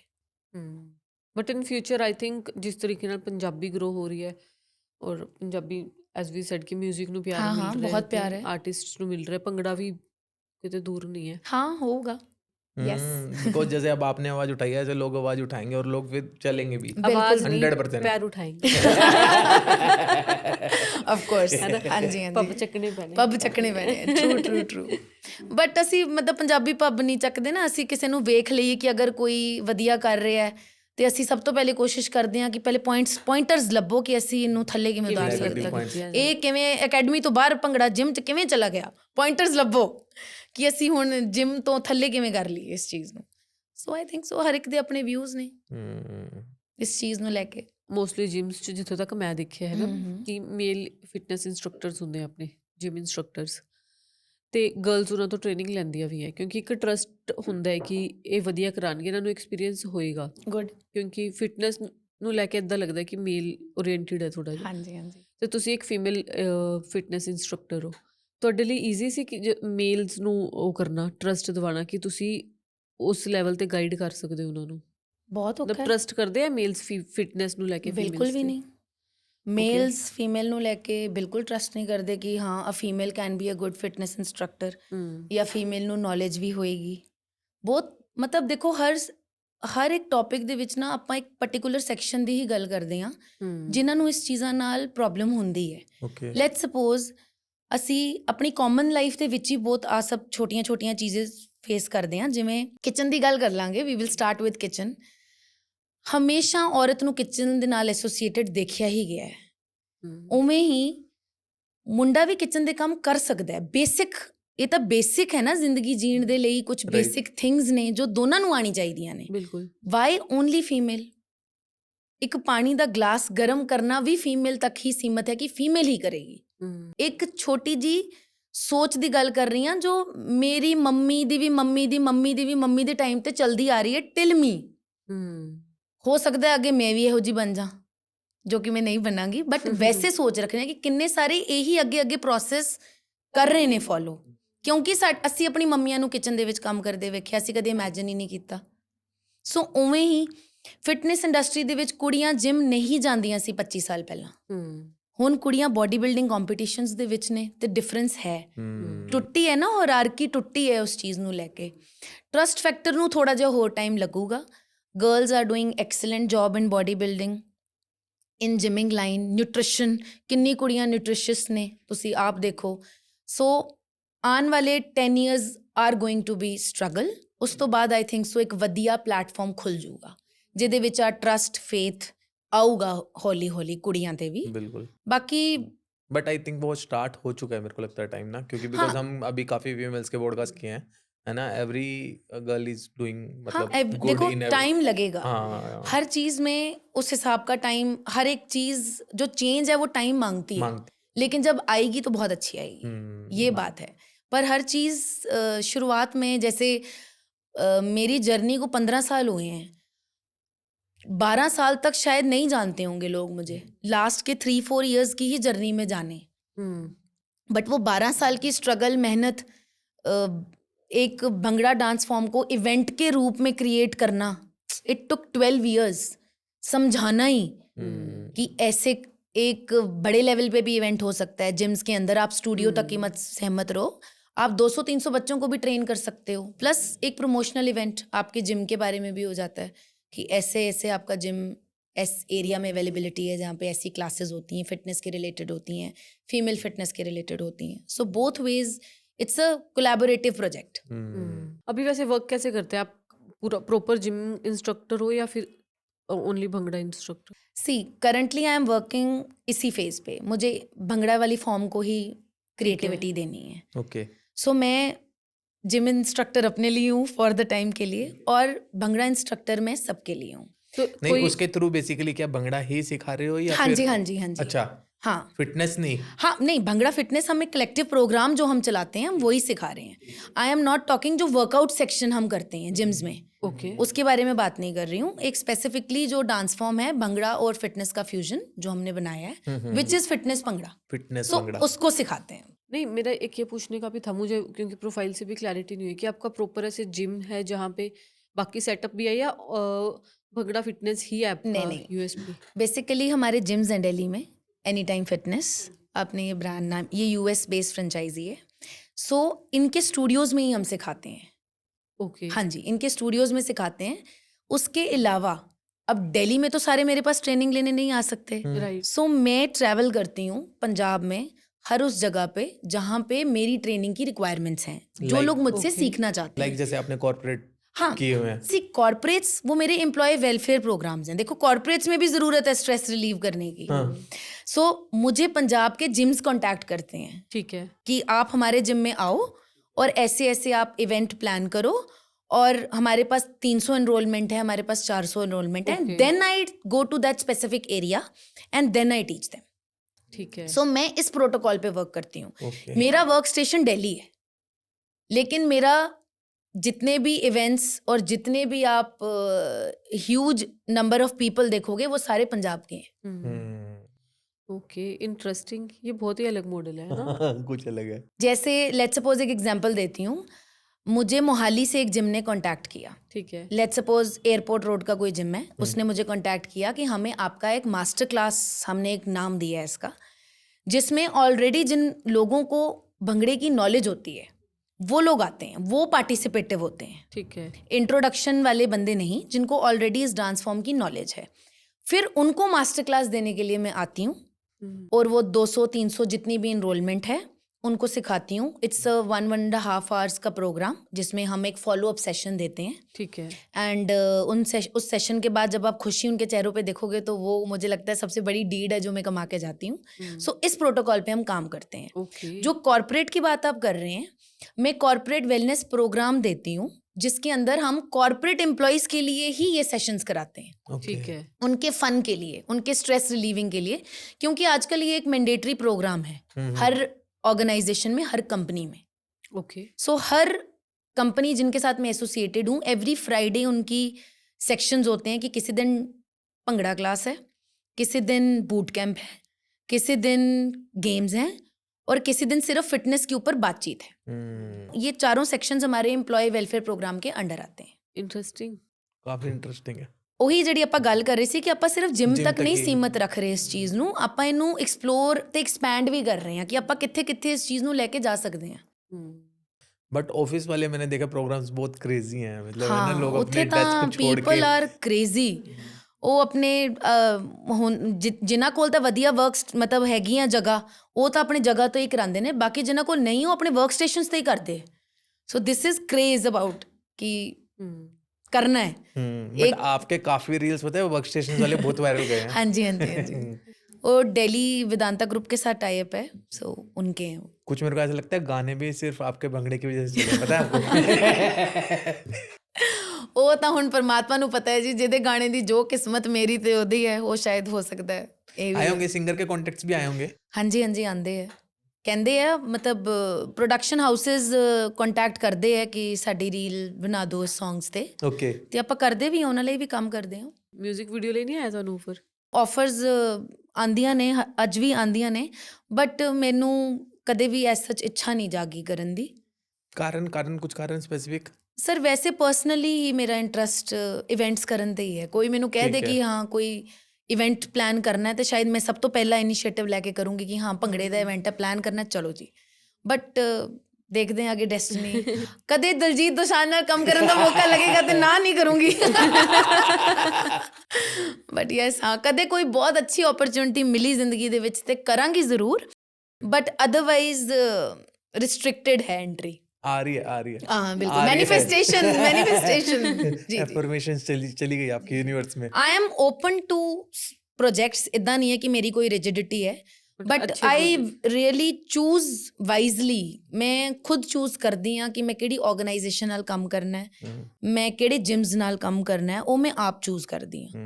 सो वो मैं बहुत सोच समझ के चूज करदी हाँ, क्योंकि एक इमेज है मेरी ਇਸ ਇੰਡਸਟਰੀ ਦੇ ਵਿੱਚ Right. ਕਿਸੇ ਚੀਜ਼ ਨੂੰ ਲੈ ਕੇ, ਉਹ ਮੇਨਟੇਨੈਂਸ ਮੇਰੇ ਵਾਸਤੇ ਬਹੁਤ ਜ਼ਰੂਰੀ ਹੈ। ट्रू। अच्छा, गाने कैसे चूज करते हो? जब सेशंस लेने होते हैं, सी गाने में चूज करती हूँ लोग, मतलब जो मेरे स्टूडेंट्स हैं उनके मूड के ऊपर देख के ओके, कि अगर तो उनकी एनर्जी बहुत हाई है, थके नहीं है, तो आए ते ਚੱਕ ਦੋ ਫੱਟੇ ਹਾਈ ਜਨਰ। ਜੇ ਤਾਂ ਮੈਨੂੰ ਲੱਗ ਜਾਂਦਾ ਹੈ ਕਿ ਥੋੜੇ ਜਿਹੇ ਥੱਕ ਗਏ ਨੇ ਜਾਂ ਥੋੜੀ ਜੀ ਉਹਨਾਂ ਨੂੰ ਥੋੜਾ ਪੌਜ਼ ਚਾਹੀਦਾ, ਫਿਰ ਆਪਾਂ ਥੋੜਾ ਸਲੋ ਜਨਰ ਤੇ ਚਲੇ ਜਾਂਦੇ ਹਾਂ ओके, ਕਿ ਚਲੋ ਠੀਕ ਹੈ, ਇਨਵੋਲਵ ਵੀ ਰੱਖਣਾ ਹੈ। ਕਿਉਂਕਿ ਦੇਖੋ ਬਹੁਤ ਮੁਸ਼ਕਿਲ ਹੈ ਇੱਕ ਆਰਟਿਸਟ ਲਈ ਉਹ ਸਮਾਂ ਬਣ ਕੇ ਰੱਖਣਾ, Right. ਚਾਹੇ ਉਹਨੂੰ ਉਹ 1 ਘੰਟਾ ਮਿਲ ਰਿਹਾ, ਚਾਹੇ ਉਹ 2 ਘੰਟੇ ਮਿਲ ਰਹੇ। ਇਟਸ ਨਾਟ ਈਜ਼ੀ, ਕਿਸੇ ਵੀ ਆਰਟਿਸਟ ਲਈ ਈਜ਼ੀ ਨਹੀਂ ਹੈ, ਕਿਸੇ ਵੀ ਸੈਕਸ਼ਨ ਆਫ ਆਰਟਿਸਟ ਲਈ ਈਜ਼ੀ ਨਹੀਂ ਹੈ ਉਹ ਬਣ ਕੇ ਰੱਖਣਾ ਸਮੇਂ। ਅੱਜ ਕੱਲ੍ਹ ਹਰ ਕੋਈ ਭੰਗੜਾ ਕਰਾ ਰਿਹਾ ਹੈ, ਪਰ ਸਮਾਂ ਬਣਨਾ ਸਭ ਨੂੰ ਨਹੀਂ ਆ ਰਿਹਾ। ਹਰ ਕੋਈ ਬੰਦਾ ਸਕਸੈਸਫੁਲੀ 1 ਘੰਟੇ ਦੀ ਕਲਾਸ ਰਨ ਨਹੀਂ ਕਰ ਪਾ ਰਿਹਾ। ਸੋ ਉਹੀ ਆਈ ਥਿੰਕ ਸੋ ਤੁਹਾਨੂੰ ਐਕਸਟਰਾ ਆਰਡੀਨਰੀ, ਆਹੀ ਸਭ ਛੋਟੀਆਂ ਛੋਟੀਆਂ ਚੀਜ਼ਾਂ ਤੁਹਾਨੂੰ ਬਣਾਉਂਦੀ ਹੈ, ਬਿਲਕੁਲ। ਐਕਸਟਰਾ ਆਰਡੀਨਰੀ ਬਣਾਉਂਦੀਆਂ ਨੇ ਕਿ ਤੁਸੀਂ ਚੂਜ਼ ਕਰਦੇ ਹੋ ਕਿਵੇਂ ਦਾ ਸੌਂਗ, ਕਦੋਂ ਤੁਸੀਂ ਚੇਂਜ ਕਰਨਾ ਹੈ, ਕਦੋਂ ਤੁਸੀਂ ਹਾਈ ਟੈਂਪੋ ਤੇ ਲੈ ਕੇ ਜਾਣਾ ਹੈ, ਕਦੋਂ ਤੁਸੀਂ ਲੋ ਟੈਂਪੋ ਤੇ ਲੈ ਕੇ ਜਾਣਾ ਹੈ, ਕਦੋਂ ਤੁਸੀਂ ਮੈਂ ਜ਼ਰੂਰ ਮੈਂਸ਼ਨ ਕਰਾਂਗੀ, ਮੇਰਾ ਗੋਆ ਇਵੈਂਟ ਸੀਗਾ ਮਿਲਨ ਸੋਮਨ ਨਾਲ, ठीक है। ਤੇ ਉਸ ਇਵੈਂਟ ਦੇ ਵਿੱਚ ਮੋਰ ਦੈਨ 5000 ਪੀਪਲ ਸੀ। ਵਾਹ। ਕਿਵੇਂ ਤੁਸੀਂ 5000 ਲੋਕਾਂ ਨੂੰ ਵਾਰਮ ਅਪ ਸੈਸ਼ਨ ਜਿਹੜਾ ਮੈਰਾਥਨ ਤੋਂ ਪਹਿਲਾਂ ਹੁੰਦਾ ਹੈ, ਉਹ ਤੁਸੀਂ ਕਿਵੇਂ ਮੈਨੇਜ ਕਰ ਲੋਗੇ? ਮੈਨੂੰ ਲੱਗਦਾ ਆਹੀ ਇੱਕ ਆਰਟ ਹੈ ਜੋ ਉਸ ਟਾਈਮ ਮੈਂ ਵੀ ਔਨ ਸਪੌਟ ਹੀ ਸਿੱਖਿਆ ਕਿ 5000 ਪੀਪਲ, ਮੋਰ ਦੈਨ 5000, ਆਈ ਥਿੰਕ ਸੋ 7-8,000 ਨਹੀਂ ਹੋਣਗੇ ਮੇਰੇ ਹੋਇਆ ਅਕੋਰਡਿੰਗ। Successful manage? ਹਾਂ ਸਰ, ਰੱਬ ਦੀ ਮਿਹਰ। ਸੋ ਆਈ ਥਿੰਕ ਸੋ ਕਿ ਬਹੁਤ ਮੈਟਰ ਕਰਦਾ ਹੈ ਕਿ ਆਪਾਂ 1-1.5 ਘੰਟੇ ਉਸ ਜਨਤਾ ਨੂੰ ਜੋੜੀ ਰੱਖਣਾ, ਉਹ ਵੀ ਸੇਮ ਇੰਟਰਸਟ ਨਾਲ, ਕਿਉਂਕਿ ਲੂਜ਼ ਵੀ ਤਾਂ ਹੁੰਦਾ ਹੈ ਨਾ ਵਿੱਚ। ਕਦੇ ਕਦੇ ਬੰਦੇ ਦਾ ਨਹੀਂ ਵੀ ਆਪਣਾ ਵੀ, ਜੇ ਬੰਦਾ ਬੋਰ ਹੋ ਰਿਹਾ, ਨਹੀਂ ਹੋ ਰਿਹਾ, ਚੰਗਾ ਲੱਗ ਵੀ ਰਿਹਾ ਜਾਂ ਨਹੀਂ ਲੱਗ ਰਿਹਾ, ਉਹ ਫਿਰ ਤੁਹਾਨੂੰ ਵਿਦ ਟਾਈਮ ਹੀ ਪਤਾ ਲੱਗਦਾ ਹੈ ਕਿ ਤੁਸੀਂ ਕਿੱਥੋਂ ਕਦੋਂ ਕੀ ਸਮਾਰਟ ਮੂਵ ਲੈਣਾ। ਜਦੋਂ ਸਟਾਰਟ ਕੀਤਾ ਉਦੋਂ ਆਈਡੀਆ ਸੀ ਕਿ ਇਸ ਤਰੀਕੇ ਨਾਲ ਵੀ ਇਸ ਨੂੰ ਯੂਟਿਲਾਈਜ਼ ਕੀਤਾ ਜਾਏਗਾ? ਕਾਰਪੋਰੇਟ ਵੈਲਨੈਸ ਪ੍ਰੋਗਰਾਮਸ ਮੈਂ ਬਹੁਤ ਪਹਿਲਾਂ ਤੋਂ ਇਨੀਸ਼ੀਏਟ ਕਰਨਾ ਚਾਹੁੰਦੀ ਸੀਗੀ, ਤੇ ਉਹ ਕੀਤਾ ਵੀ, ਸਕਸੈਸਫੁਲ ਵੀ ਹੋਏ ਆ, ਹੁਣ ਬਹੁਤ ਵਧੀਆ ਰਨ ਕਰ ਰਹੇ ਨੇ। ਐਂਡ ਕਾਰਪੋਰੇਟ ਵੈਲਨੈਸ ਪ੍ਰੋਗਰਾਮ ਆਇਆ ਵੀ ਲਾਸਟ 10 ਇਅਰਸ ਦੇ ਵਿੱਚ ਹੀ ਹੈ। ਉਸ ਤੋਂ ਪਹਿਲਾਂ ਕਦੇ ਨਹੀਂ ਸੀ ਹੁੰਦਾ ਕਿ ਕਿਸੇ ਕੰਪਨੀ ਦੇ ਵਿੱਚ ਇੱਦਾਂ ਦਾ ਕੋਈ ਇੰਪਲੋਏ ਵੈਲਨੈਸ ਪ੍ਰੋਗਰਾਮ ਹੁੰਦਾ ਵੀ ਸੀਗਾ। ਇਹ ਹੁਣ ਸਟਾਰਟ ਹੋਇਆ, ਮੈਂਡੇਟਰੀ, ਕਿਉਂਕਿ ਅੱਜ ਕੱਲ੍ਹ ਸਟ੍ਰੈਸ ਲੈਵਲ ਬਹੁਤ ਵੱਧ ਰਿਹਾ ਹੈ, ਹਰ ਇੰਡਸਟਰੀ ਦੇ ਵਿੱਚ ਹੀ ਹੈ, ਹਰ ਸੈਕਸ਼ਨ ਦੇ ਵਿੱਚ ਹੀ ਹੈ। ਸੋ ਆਈ ਥਿੰਕ ਸੋ ਇੱਕ ਇਹਨੂੰ ਵੀ ਕਾਮ ਡਾਊਨ ਐਂਡ ਡਾਇਵਰਟ ਕਰਨ ਲਈ ਬਹੁਤ ਵਧੀਆ ਚੀਜ਼ ਹੈ ਜੋ ਕਿ ਆਈ ਹੈ। ਵਿਜ਼ਨ ਸੀਗਾ ma'am already very first day ਹੀ ਵਿਜ਼ਨ ਸੀਗਾ, ਜਦੋਂ ਮੈਂ ਇਸ ਵਿਜ਼ਨ ਨਾਲ ਹੀ ਐਂਟਰ ਕੀਤਾ ਕਿ ਮੈਨੂੰ ਫੀਮੇਲ ਫਿਟਨੈਸ ਲਈ ਕੰਮ ਕਰਨਾ ਹੈ ਸਪੈਸੀਫਿਕਲੀ, ਤੇ ਮੈਂ ਕਿਸੇ ਰੀਜ਼ਨ ਦੇ ਨਾਲ ਹੀ ਇਸ ਸੈਕਸ਼ਨ ਦੇ ਵਿੱਚ ਆਈ ਸੀਗੀ ਤੇ ਚੂਜ਼ ਕੀਤਾ ਸੀ, ਤੇ ਮੈਂਟਲੀ ਪ੍ਰੀਪੇਅਰਡ ਵੀ ਸੀ ਕਿ ਮੈਨੂੰ ਨੈਗੇਟਿਵਿਟੀ ਵੀ ਮਿਲ ਸਕਦੀ ਹੈ ਤੇ ਪॉजिटिविटी भी मिल सकती है, जो कि बहुत ज़्यादा सी। राइट। बाकी आई थिंक मेरे को लगता है हर काम के अंदर दोनों ही होते हैं, साइड वाले। सर मुझे लगता है ज़रूरी भी हैं, जरूरी भी है। इतनी सबको अच्छी लगने लग जाऊंगी तो फिर तो कुछ तो गड़बड़ है दिया। इतना अच्छा लगना भी ठीक नहीं है ना, तो ठीक है कोई बात नहीं। जिनको अच्छी लग रही हूँ उनको भी धन्यवाद, जिनको नहीं अच्छी लग रही हूँ उनको डबल धन्यवाद, मैं और बेटर करूँगी। इंटरेस्टिंग। अच्छा, ऑल टाइम फेवरेट गाना कौन सा है जिस पे आप करते हो परफॉर्म? कन्वर गेरेवाल टिकटां दो ले लें, बहुत ही मेरी बहुत वायरल वीडियोस ने इस सॉन्ग ते। जिथे चलेंगी चलूंगा नाल तेरे टिकटां दो ले लें, ऑल टाइम फेवरेट। उस गाने दे बीट, उस गाने दा पता नहीं एक अलग ही ਉਹਦੇ ਵਿੱਚ ਚਲੀ ਜਾਂਦੀ ਹਾਂ ਮੈਂ ਜ਼ੋਨ। ਸੋ ਹਾਂ ਉਹ ਮੇਰਾ ऑल टाइम फेवरेट है। एंड रश के कमर ऑल्सो, ਉਹ ਮੈਂ मतलब ਸੋਚਿਆ ਨਹੀਂ ਸੀ ਕਿ ਮੈਂ ਇੰਨੇ ਸੈਡ ਸੌਂਗ ਤੇ ਭੰਗੜਾ ਪਾਉਂਗੀ ਤੇ ਮੇਰੀ ਉਹ ਰੀਲ ਇੰਨੀ ਵਾਇਰਲ ਹੋ ਜਾਏਗੀ, ਮੈਂ ਕਦੇ ਨਹੀਂ ਸੀ ਸੋਚਿਆ। ਸੋ ਯੈਸ, ਬਟ टिकटां दो ਲਈ इज ऑल बट बहुत फ्रेश रील है वो, लाइक हाँ उसको तो देख के बहुत ऐसे सुकून सा मिलता है। जब ये अंदर आई ना मेरे को ऐसा लग रहा था आप दोनों ना ऐसे मिलोगे। दैट है तीर ऐसा मैं लगा, सोचा, हाँ, मैं सोचा था आप दोनों मिलोगे भी ऐसे ही। वो हम बाद में कर लेंगे। हाँ वो बहुत ਲੋਕਾਂ ਨੂੰ ਮਤਲਬ ਮੈਂ ਜਦੋਂ ਕੋਰੀਓਗ੍ਰਾਫ ਕਰ ਵੀ ਰਹੀ ਸੀ ਮੈਂ ਸੋਚਿਆ ਨਹੀਂ ਸੀਗਾ ਕਿ ਇੰਨਾ ਵਾਇਰਲ ਹੋ ਜਾਊਗਾ। It was all of sudden कि रातों रात ही इतना वायरल हो गया कि तीर ऐसा लगा लोगों तक वो तीर पहुंच गया। अच्छा, वो डिजाइन भी कोरियोग्राफी आप भी की थी? हाँ जी हाँ जी हाँ जी। तो फिर गानों के लिए भी ऑफर आते होंगे कोरियोग्राफी डिजाइन करने के लिए? हाँ जी सर आते हैं। करते हो? नहीं करते नहीं है क्योंकि थोड़ा पंगा पड़ जाता है, पैसे कम मिलते हैं। आधी जगह तो मिलते ही नहीं है, अभी भी ऐसा है? इसलिए हम नहीं करते। अभी भी ऐसा है, पैसे हाँ नहीं मिलते? सर है, बिल्कुल है सर। बहुत सारे लोगों को नहीं भी मिलते हैं, कोई लोग सिर्फ नाम के लिए चाहते हैं कि चलो सिर्फ नाम बन जाएगा कि आर्टिस्ट के साथ हमने कोरियोग्राफी की है, तो कर भी लेते हैं। अब हर एक की अपनी चॉइस है इसमें, बट हर किसी की अपनी प्रेफरेंस है। जैसे मेरी प्रेफरेंस है कि कभी भी फ्री काम नहीं करना चाहिए। ठीक है। हाँ, आपकी एक सर्टन वैल्यू है, आपके एफर्ट्स की वैल्यू है, आपके टाइम की वैल्यू है, आपके टैलेंट की वैल्यू है, तो उस वैल्यू को रिवार्ड मिलना चाहिए। अच्छा, वैसे कंपटीशन है आपकी लाइन में? मुझे नहीं लगता वैसे है, इसलिए पूछ रहा हूँ। पता मुझे तो ऐसा नहीं, लगता है आप ओनली वन हो। मैं रोज सुबह अपने आप को इम्प्रूव करने के लिए उठती हूँ, कभी इस चीज से सोचा नहीं कि होगा। बाकी आपके पॉडकास्ट के बाद पता चलेगा कि कितने कॉम्पिटिटर्स कुछ लिख रहे हैं या नहीं लिख रहे हैं। नहीं, मेरे को तो ओनली वन ही दिखता आप मेरे को मार्केट के अंदर, मेरे को नहीं कोई और दिखता है। Thank you so much. जब हम लोग सोचते हैं ना कि हमारे इंस्ट्रक्टर है फिटनेस इंस्ट्रक्टर, तो एक इमेज भी आती है माइंड में कि उसकी खुद की बॉडी भी ऐसी होगी, क्योंकि कोई खुद वो होगा तब हमें करवा पाएगा। ये चैलेंज आता है कि खुद की बॉडी को भी वैसे मेंटेन करना है, या फिर ये आपने मेरा फेवरेट क्वेश्चन पूछा है। अभी तक के पॉडकास्ट का सबसे फेवरेट क्वेश्चन। अच्छा, हाँ जी आती हैं, एंड मुझे लगता है कि कुछ हद तक सही भी है कि अगर आप एक टैग है फिटनेस इंस्ट्रक्टर का, तो उसमें आपका फिट होना बहुत ज़रूरी भी है, एंड मैटर करता है फीमेल के लिए भी मेल के लिए भी, क्योंकि जब हम जिम में घुसते हैं तो हमें सबसे पहली नज़र ही इंस्ट्रक्टर्स पर जब पड़ती है कि हम किसके अंडर ट्रेन होने वाले हैं, तो एक स्पेसिफिकेशन है जो हमारे माइंड में होती है कि इट शुड बी दिस और दैट, जो भी हमारी इमेज हमारे माइंड में क्रिएट होती है। सो मैंने भी ये चीज़ फेस की है। मैं बहुत पहले लीन फिट थी, फिर मेरा वेट गेन हुआ था, बट उसके पीछे का रीज़न मेरा थायराइड था। फिर मैंने 1.5 साल बहुत नेगेटिविटी झेली इस वेट गेन को लेके, और हाँ जी बिल्कुल, बहुत लोगों ने ट्रोल किया कि ये क्या फिटनेस इंस्ट्रक्टर हैं, ये खुद तो हेल्दी हैं। सो किसी को बैकग्राउंड नहीं पता था, पर 1.5 साल ट्रोल किया। बात है कि किसी का लड़की का वेट मतलब देखते ही ना एकदम से कमेंट स्टार्ट कर देते वो हैं। तो मतलब एक सेकंड किसी को नहीं पता कि उसकी हिस्ट्री क्या है, कोई कि वो जानना क्यों नहीं है। चाहेगा, कोई प्रोफाइल नहीं देखना चाहेगा पीछे जाके कि ये क्या हुआ है, या ऑल ऑफ सडन कि किसी की लाइफ में कोई प्रॉब्लम ही आई होगी। बट वो 1.5 साल मेरे लिए भी बहुत टफ थे, पर मैंने अपना काम नहीं छोड़ा। हम्म, और ऊपर वाला गवाह है कि मैंने अपने उस वेट गेन ऑरा में इतने इवेंट्स किए हैं कि कोई सोच ही नहीं सकता। लेकिन हाँ, मुझे ये अपने लिए बहुत सुनने को मिला कि मेरा वेट उस टाइम पे मतलब ऑलमोस्ट 80 kgs तक मैं पहुंच गई थी बिकॉज ऑफ थायराइड। एंड 1.5 साल लगा मुझे वो रिवर्स बैक करने में और फिर दोबारा से खुद को उस फिजिक में मेंटेन करने में, बट टाइम लगा। लेकिन उस 1.5 साल में बहुत हर्ट भी हुई, रोई भी, बुरा भी लगा, बट फिर पॉजिटिविटी के साथ रोज खड़ी हो जाती थी। और मैंने बहुत इवेंट्स किए और जिस चीज़ की मुझे बहुत खुशी है। और फिर इससे मॉरल ऑफ द स्टोरी ये निकलता है कि आपका टैलेंट है ना, जो वो मतलब कभी रुक ही नहीं सकता। सो जो आपका जो टैलेंट है, जो आपकी कला आपको भगवान ने दी है, वो जैसे आगे रिप्रेजेंट होनी है ना, वो होके रहेगी। तो हो सकता है कि उस 1.5 साल में जितनी मुझे सक्सेस मिली उन इवेंट से, वो वही पीरियड शायद डेस्टिन था। राइट। बट हाँ, गलत भी नहीं है, लेकिन बिना बैकग्राउंड चेक किए नेगेटिविटी फैला देना भी गलत है। और मतलब ये एक्सपेक्ट करना कि मेरी फिटनेस इंस्ट्रक्टर फिट होगी, ये तो सही है। हाँ, ये तो बट सही अगर है। नहीं है तो उसका एक रीजन हो सकता है। हाँ, विदाउट reason- दैट रीजन जज नहीं कर हाँ, सकते। रीजन भी हो सकता है और आप उसके बिना जज नहीं कर सकते। आपने बहुत अच्छी बात बोली कि आप एकदम से सडन जजमेंट नहीं दे सकते। अब इसका ये मतलब नहीं है कि कोई बंदा नॉलेज में बहुत अच्छा है, लेट्स सपोज, और राइट नाउ वो अपने फ्रेम में नहीं है, तो डजंट मीन कि वो एक अच्छा फिटनेस ट्रेनर नहीं है। कभी कभी होता है, लोग ब्रेक लेते हैं बॉडी बिल्डिंग लाइन में जो हैं, या जिम ट्रेनर्स जो हैं, वो 6-6 महीने की ब्रेक लेते हैं, तो उस ब्रेक में उनकी बॉडी में अप डाउन चलता है।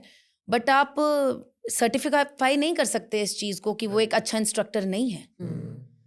सो एक इमेजिनेशन और एक्सपेक्टेशन सबकी होनी लाजमी है कि हो सकती हैं, है ना। ਹੁਣ ਆਪਾਂ ਇਹ ਤਾਂ ਨਹੀਂ ਕਹਿ ਸਕਦੇ ਕਿ ਹੋਣਾ ਹੀ ਲੀਨ ਫਿਟ ਚਾਹੀਦਾ। ਜਿਵੇਂ ਆਪਾਂ ਇੱਕ ਕੁੜੀ ਦੀ ਫਿਜ਼ੀਕ ਨੂੰ ਲੈ ਕੇ ਕਹਿੰਦੇ ਹਾਂ ਜੀ, ਹਾਂ ਜੀ ਪਤਲੀ ਕੁੜੀ ਫਿਟ ਹੈ। ਹੁਣ ਕਿੰਨੀ ਪਤਲੀ ਕੁੜੀਆਂ ਨੂੰ ਕਿੰਨੇ ਇਸ਼ੂਜ਼ ਨੇ, ਐਂਡ ਕਿੰਨੀ ਮੋਟੀ ਕੁੜੀਆਂ ਅੰਦਰੋਂ ਫਿਟ ਨੇ। ਆਪਾਂ ਕਹਿੰਦੇ ਹੀ ਆ ਨਾ ਯਾਰ ਕਿ ਆ ਕਿੰਨੀ ਹੈਲਦੀ ਹੈ, ਪਰ ਇਹਨੂੰ ਕੋਈ ਪ੍ਰੋਬਲਮ ਹੀ ਨਹੀਂ ਹੈਗੀ। ਬਿਲਕੁਲ ਬਿਲकुल बिल्कुल। ਸੋ ਹਰ ਇੱਕ female body and male body ਦੇ ਵਿੱਚ ਡਿਫਰੈਂਸ ਅਲੱਗ ਹੈ, ਐਂਡ ਹਰ ਫੀਮੇਲ ਬੋਡੀ डिफरेंट है। आई थिंक ट्रोलिंग एक अलग सेगमेंट है, अदरवाइज इसको पॉजिटिवली देखा जाए तो अभी गुरु रंधावा जी के गाने में भी एक यस, हेल्दी बिल्कुल। आप लड़की ने देखो कितना तगड़ा क्या परफॉर्म किया टैलेंटेड है। कोरियोग्राफर हैं वो। खतरनाक। अब आई एम मतलब हाईली सरप्राइज की मतलब क्या परफॉर्मेंस है। अमेजिंग। मैं उनको बहुत टाइम से देख रही हूँ and she is doing wonderful job. क्या कोरियोग्राफी करती हैं, क्या मूव्स करती हैं, हम नहीं कर पाते। बट आप स्टिल देखो, वो इतना अच्छा डांस करती हैं। आपने स्टार्टिंग में मुझसे क्वेश्चन पूछा था ना कि आपको नहीं लगता, फिर भी लोग नीचे लिखते हैं पहले खुद तो पतली हो जा, फिर अच्छा। दूसरों को। आप वही, वो जो मैं बोल रही थी कि देयर इज अ डिफरेंस, कि एक परफॉर्मर और एक इंस्ट्रक्टर और एक डांसर में डिफरेंस है। Right right. फिर भी नीचे लोग लिखते हैं कि पहले खुद तो पतली हो जा, पहले खुद तो ऐसी हो जा। चाहे वो घर पे बैठा हुआ खुद सोफे पे बैठ के लेज और कुरकुरे ही खा रहा है, है बिल्कुल। लेकिन वो दूसरे को बोलेगा कि पहले तू खुद फिट हो जा, विच इज सो रॉन्ग। ये तो वैसे आजकल तो हर एक का कॉमन हो गया, कोई कॉमन हो बदल गया भी नहीं कि सकते आप आपको इसको। बस सबको आपको एक कमेंट ही डालना है किसी के लिए। आपको नहीं पता कि उस कमेंट से कोई बंदा कितना इमोशनली सेंसिटिव डैमेज हो सकता है। और ना फिटनेस की और ब्यूटी की ना डेफिनेशंस बना दी हैं। अगर कलर फेयर है ना, ये है, ऐसे है, टीथ अलाइंड है, तब सुंदर है। हाँ, जबकि ऐसा नहीं। कल मैं एक पोस्ट पढ़ रही थी, कहते उसमें ट्री की फोटोज थी बड़ी सारी, और ट्रीज के ऊपर कई बार हम देखते हैं ना, इतने मोटे मोटे एरियाज भी होते हाँ, हैं, हाँ जी, हाँ स्ट्रेट जी। ट्री में आ जाते हैं, रिंकल्स भी होते हैं। कहते हैं हम ट्रीज को तो नहीं बोलते कि तुम्हारे बहुत पिंपल्स हैं, या ट्री तो इवन वो ज्यादा सुंदर ही लगता है हमें अगर किसी के ऊपर ज्यादा वो है, क्या बोलेंगे उसको, ज्यादा शेप्स बनी हुई हैं ज्यादा बेसिकली। शेप्स बनी हुई हाँ। हैं, ये ज्यादा है, कुछ एक्स्ट्रा एक्स्ट्रा चीजें हैं, कट्स भी हैं, है ना। उबड़ खाबड़ अगर ट्री होता है वो और सुंदर लगता है हमें।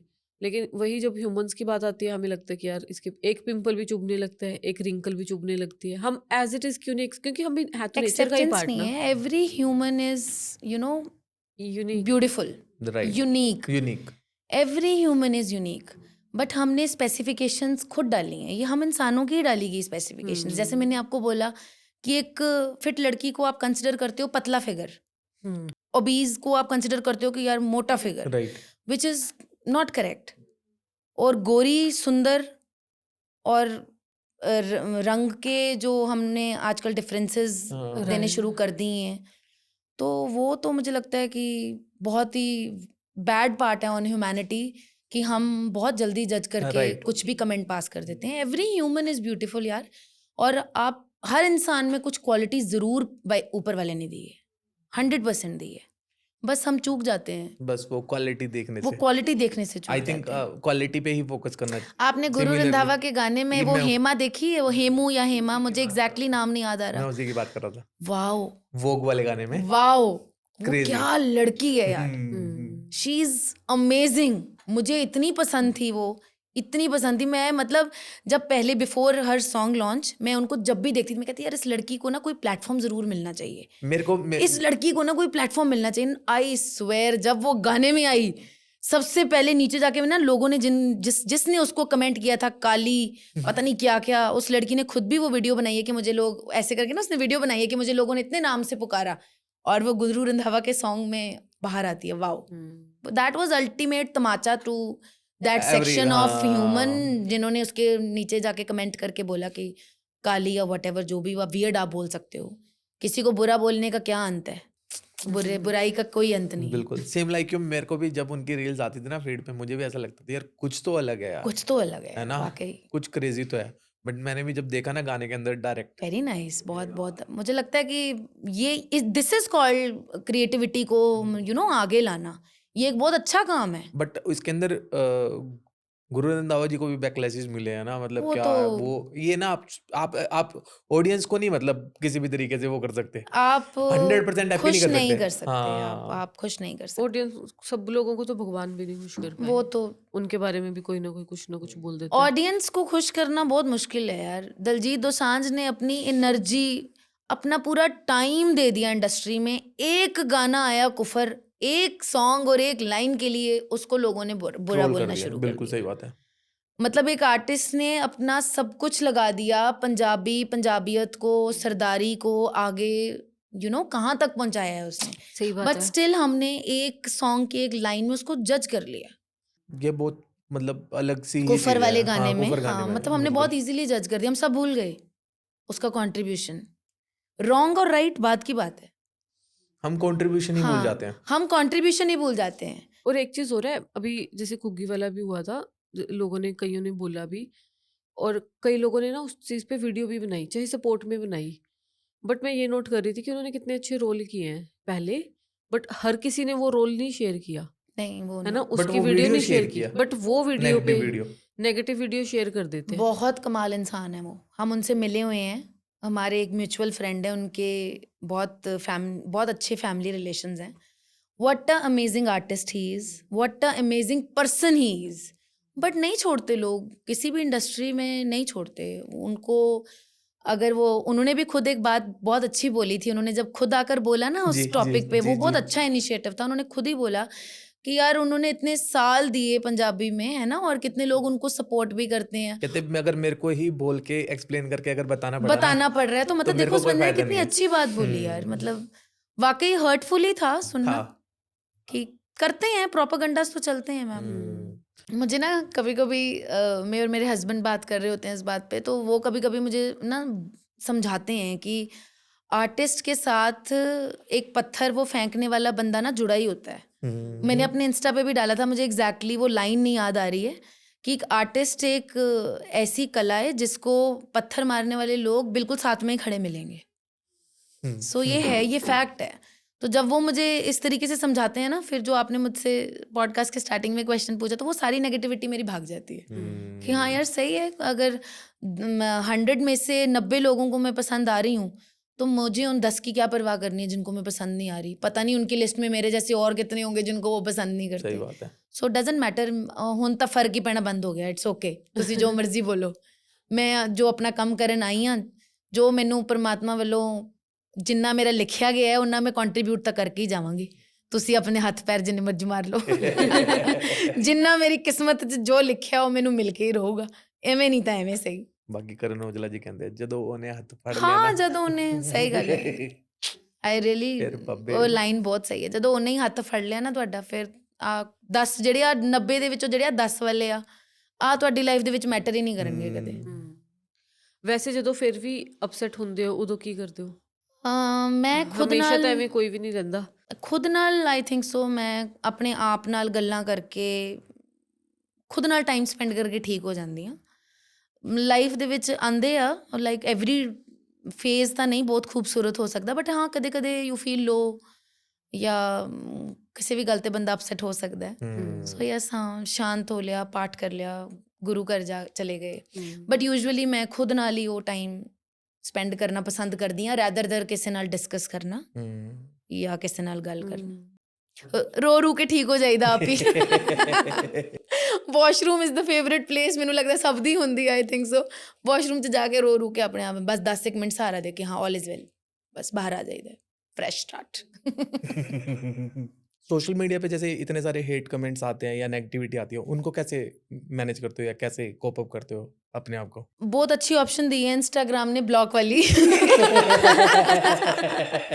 उसको मैं यूज करना पसंद करती हूँ सर, तो मैं उसको यूज करना बिल्कुल पसंद करती हूँ और मेरी पहली प्रेफरेंस है कि मैं बिल्कुल छूटते सार उसी ब्लॉक ऑप्शन को चूज करूँ। और मैं पढ़ना भी पसंद नहीं करती और देखना भी पसंद नहीं करती। बहुत इनिशियल स्टेज में ना सर मुझे इफेक्ट होता था, ठीक है, मैं पढ़ लेती थी गलती से, तब मेरी शादी भी नहीं हुई थी, तो मैं 2017 की बात है, तो ना मैं पढ़ लेती थी, तो पढ़ के मैं इफेक्ट हो जाती थी, 15-20 मिनट तक इफेक्टेड रहती थी। फिर मैंने अपने आप को स्ट्रॉन्ग किया, मैंने बोला नहीं, मेरे फादर साहब आए, मुझे इस बात में ना मेरे फादर साहब का भी बहुत रोल है। तो एक दिन किसी चीज़ को लेके मैं परेशान हुई, तो उन्होंने मुझे बोला कि यार तेनू ना चूज करना पैना है कि या तो तू स्ट्रॉन्ग है या तो तू नहीं है, ठीक है, ते ये विचकार दा कोई ऑप्शन नहीं हुंदा कि है भी ते नहीं भी। जे तो स्ट्रॉन्ग है फिर तो तेनू कोप अप करना आना चाहिए, फिर आ सब नहीं होना चाहिए पापा ऐसे क्यों हो गया, पापा ऐसे क्यों हो गया, ऐसा नहीं होना चाहिए। जे तो तू नहीं है फिर तो बंद करो बोरिया बिस्तरा, ते चलो आप दा कॉर्पोरेट जॉब तुसी कर ही रहे हो तो चलते बनो। So then till my marriage I was unstoppable. Then होंदा है then enters my husband. वो और भी सोने पे सुहागा, more than my father. अच्छा। He gave me and he told me, this is the block option given by Instagram and just do this. Ignore people. So आप दोनों मेरी जिंदगी दी blessing ने। Before marriage मेरे father साहब ने मेरा बहुत साथ दिता, मेरी mother, and after marriage I am blessed कि मेरे को लगम है। उन्होंने हर जगह जिथे भी जो भी हैल्प हो सकती है एज अ हसबैंड उन्होंने की है। एंड मैनू लगता है जिंदगी दे विच आही दो चीज़ां बहुत इंपॉर्टेंट ते मायने रखदियां ने। बाकी तुसी लोकां नू खुश नहीं कर सकते, तुहाडा रब राजी है, तुहाडे मम्मा पापा राजी ने, तुहाडा हसबैंड राजी है, तो do not take care of any other person in your life. This thought of ignoring people मेरे फादर साहब तो ही आया कि डजंट मैटर, either choose कि you are strong or step back, but don't stay in middle. Second is block from husband. Interesting. आपके 800 plus follower हैं तो आप ऑब्वियसली कंटेंट क्रिएटर भी हो आप एक। जी, तो कुछ टिप्स शेयर करना चाहोगे ग्रोथ के लिए इंस्टाग्राम पे? हाँ, एक दो चीज़ें हैं जिन पे आई थिंक सो बात होनी चाहिए। एज अ कंटेंट क्रिएटर हमारी रिस्पॉन्सिबिलिटी शायद ज़्यादा हो जाती है towards society, towards whatever section we belong to, and ये ग्रोथ के अलावा की बात है। ठीक है। एंड ऑन सोशल मीडिया बहुत मैटर करता है कि what are you posting, okay, what are you trying to make people understand, जो कि आजकल बहुत कम लोगों में, बहुत कम कंटेंट क्रिएटर्स में पाई जा रही है। I am talking about the sense, civic sense on social media, or you can, you know, whatever we are posting, we should choose what we are posting, because एक certain responsibility हम सबके अंदर होनी चाहिए towards society, towards community, which we are ignoring these days. And this is the reason that every second person is choosing shortcut to get views on Instagram. Right.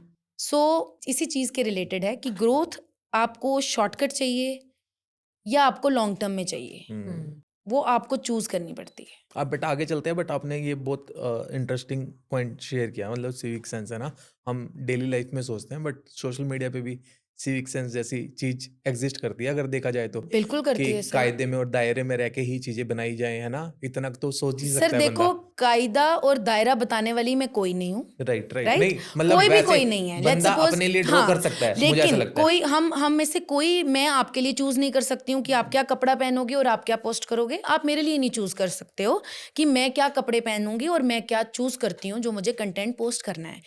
लेकिन हमारे सबके अंदर एक सर्टन प्रिंसिपल होना बहुत जरूरी है, एक बॉर्डर लाइन होना बहुत जरूरी है कि नॉट बिलो दैट। राइट, मैं उस बॉर्डर लाइन की बात कर रही हूँ। जरूरी नहीं होता कि कोई छोटा कपड़ा पहन रहा है तो वो बुरा है, जरूरी नहीं होता। बट एक बॉर्डर लाइन जो कि अब क्रॉस हो रही है हर जगह, बिल्कुल। उसको अंडरस्टैंड करना जरूरी है। वो प्रॉब्लम है। छोटे कपड़ा पहनना प्रॉब्लम नहीं है, लेकिन बिलो द बेल्ट जाना प्रॉब्लम हो रही है।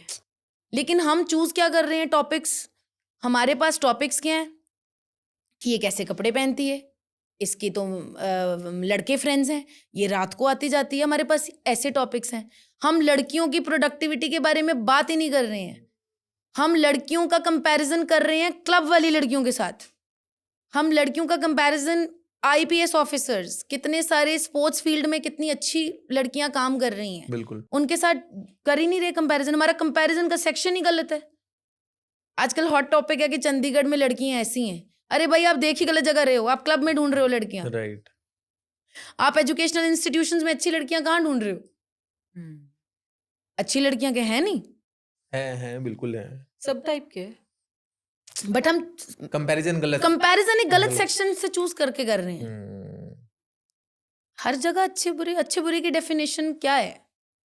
आप किसी का बुरा नहीं कर रहे हो तो मुझे लगता है आप सबसे अच्छे इंसान हो आज की डेट में। बट वैसे जिस तरीके से चल रहा है सोशल मीडिया से, क्या लगता है फ्यूचर क्या होगा? बॉर्डर लाइन ड्रॉ करनी जरूरी है, मुझे लगता है। नहीं तो आने वाला टाइम बहुत अगर खराब हम होने वाला सब है। 1% भी अपनी रिस्पॉन्सिबिलिटी टूवर्ड्स सोशल मीडिया समझ जाएंगे या टूवर्ड्स सोसाइटी समझ जाएंगे 1%, तो आई थिंक सो हम बेटर हो सकते हैं। क्योंकि 1 सेकंड लगता है कमेंट करके कुछ भी जाना या करना, है ना? सामने ये वाला हम सोचता रहता है ये पूरा हम दिन। हाँ, ये तो बहुत पुराने टाइम से चलते आ रहा है। हम तो कुछ भी फेस नहीं कर रहे। नेगेटिविटी और नेगेटिव कमेंट्स तो बहुत पुराने टाइम की चीज़ें हैं जो फेस हो रही हैं। अब शायद थोड़ी और वियर्ड वेज में हो रही हैं। अब इजी हो गया एक्चुअली कमेंट करना, क्योंकि हर एक के पास एक प्लेटफॉर्म है और एक कमेंट ही तो डालना है। जैसे हमारे पॉडकास्ट में एक आए थे रितु फोगाट, ओके, हाँ जी हाँ जी। है ना? एमएमए के अंदर है वो कहते हैं कि चोट तो एक स्पोर्ट्समैन का गहना होता है। मुझे लगता है ये नेगेटिव कमेंट्स और ट्रोलिंग भी एक कंटेंट क्रिएटर का गहना ही होता है। तो उसको पहनना ही पड़ता है। मुझे ना एग्जैक्टली पहनना ही सच में वो पड़ेगा। बात नहीं याद आ रही, पर मैं ज़रूर आपको भेजूंगी, वो लगाना ज़रूर। वो उस बात में भी यही लिखा गया हुआ कि आर्टिस्ट की ज़िंदगी में ना ये स्टोन पेल्टिंग वाला काम है, पीछे से उसको बजते रहेंगे स्टोन्स। कलाकार वो कांच होता है जो पत्थरबाजों में ही रहता है। वाओ, कलाकार वो कांच होता है जो पत्थरबाजों में ही रहता है। सो ये वही वाली बात है कि ये गहना है।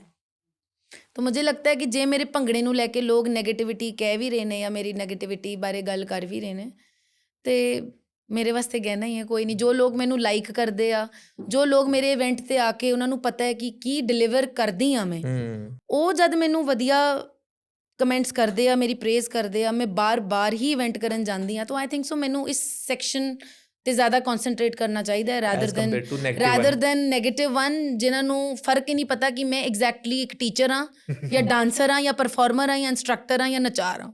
ਸੋ ਮੈਂ ਕਿਉਂ ਧਿਆਨ ਦੇਵਾਂ ਉਹਨਾਂ ਤੇ? तो let it B.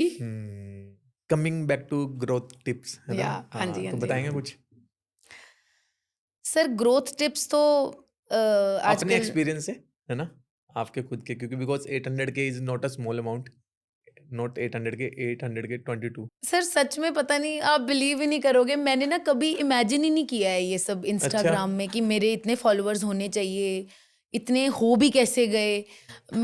I still remember, मैंने अपने इंस्टाग्राम में एक हाईलाइट बनाई हुई है जहाँ पे मैंने अपनी जर्नी सर 5000 से शुरू की है। सर मेरे तो 250-300 फॉलोअर थे, वो भी स्कूल कॉलेज के फ्रेंड्स ही थे। सर मैंने कभी इमेजिन ही नहीं किया था ये, बिलीव मी, सच में कभी नहीं सोचा था कि 800K, that too genuine profile with nothing, कोई प्रमोशन नहीं, कोई कभी कुछ नहीं कराया, ये अपने आप ही लोग जुड़े हैं। और ग्रोथ मैंने सर, मैं ना बड़ी अनफिल्टर्ड सी लड़की हूँ, मैं फिल्टर नहीं लगा के चल सकती। सो आई थिंक सो वो नेचुरल चीज़ थी शायद लोगों तक जो पहुंची है और मेरे को लाइकिंग मिली है, क्योंकि मेरा फिल्टर ना लगता ही नहीं सर मुझसे, मैं बड़ी अनफिल्टर्ड हूँ. What ever I am on face, and what ever it is on my face.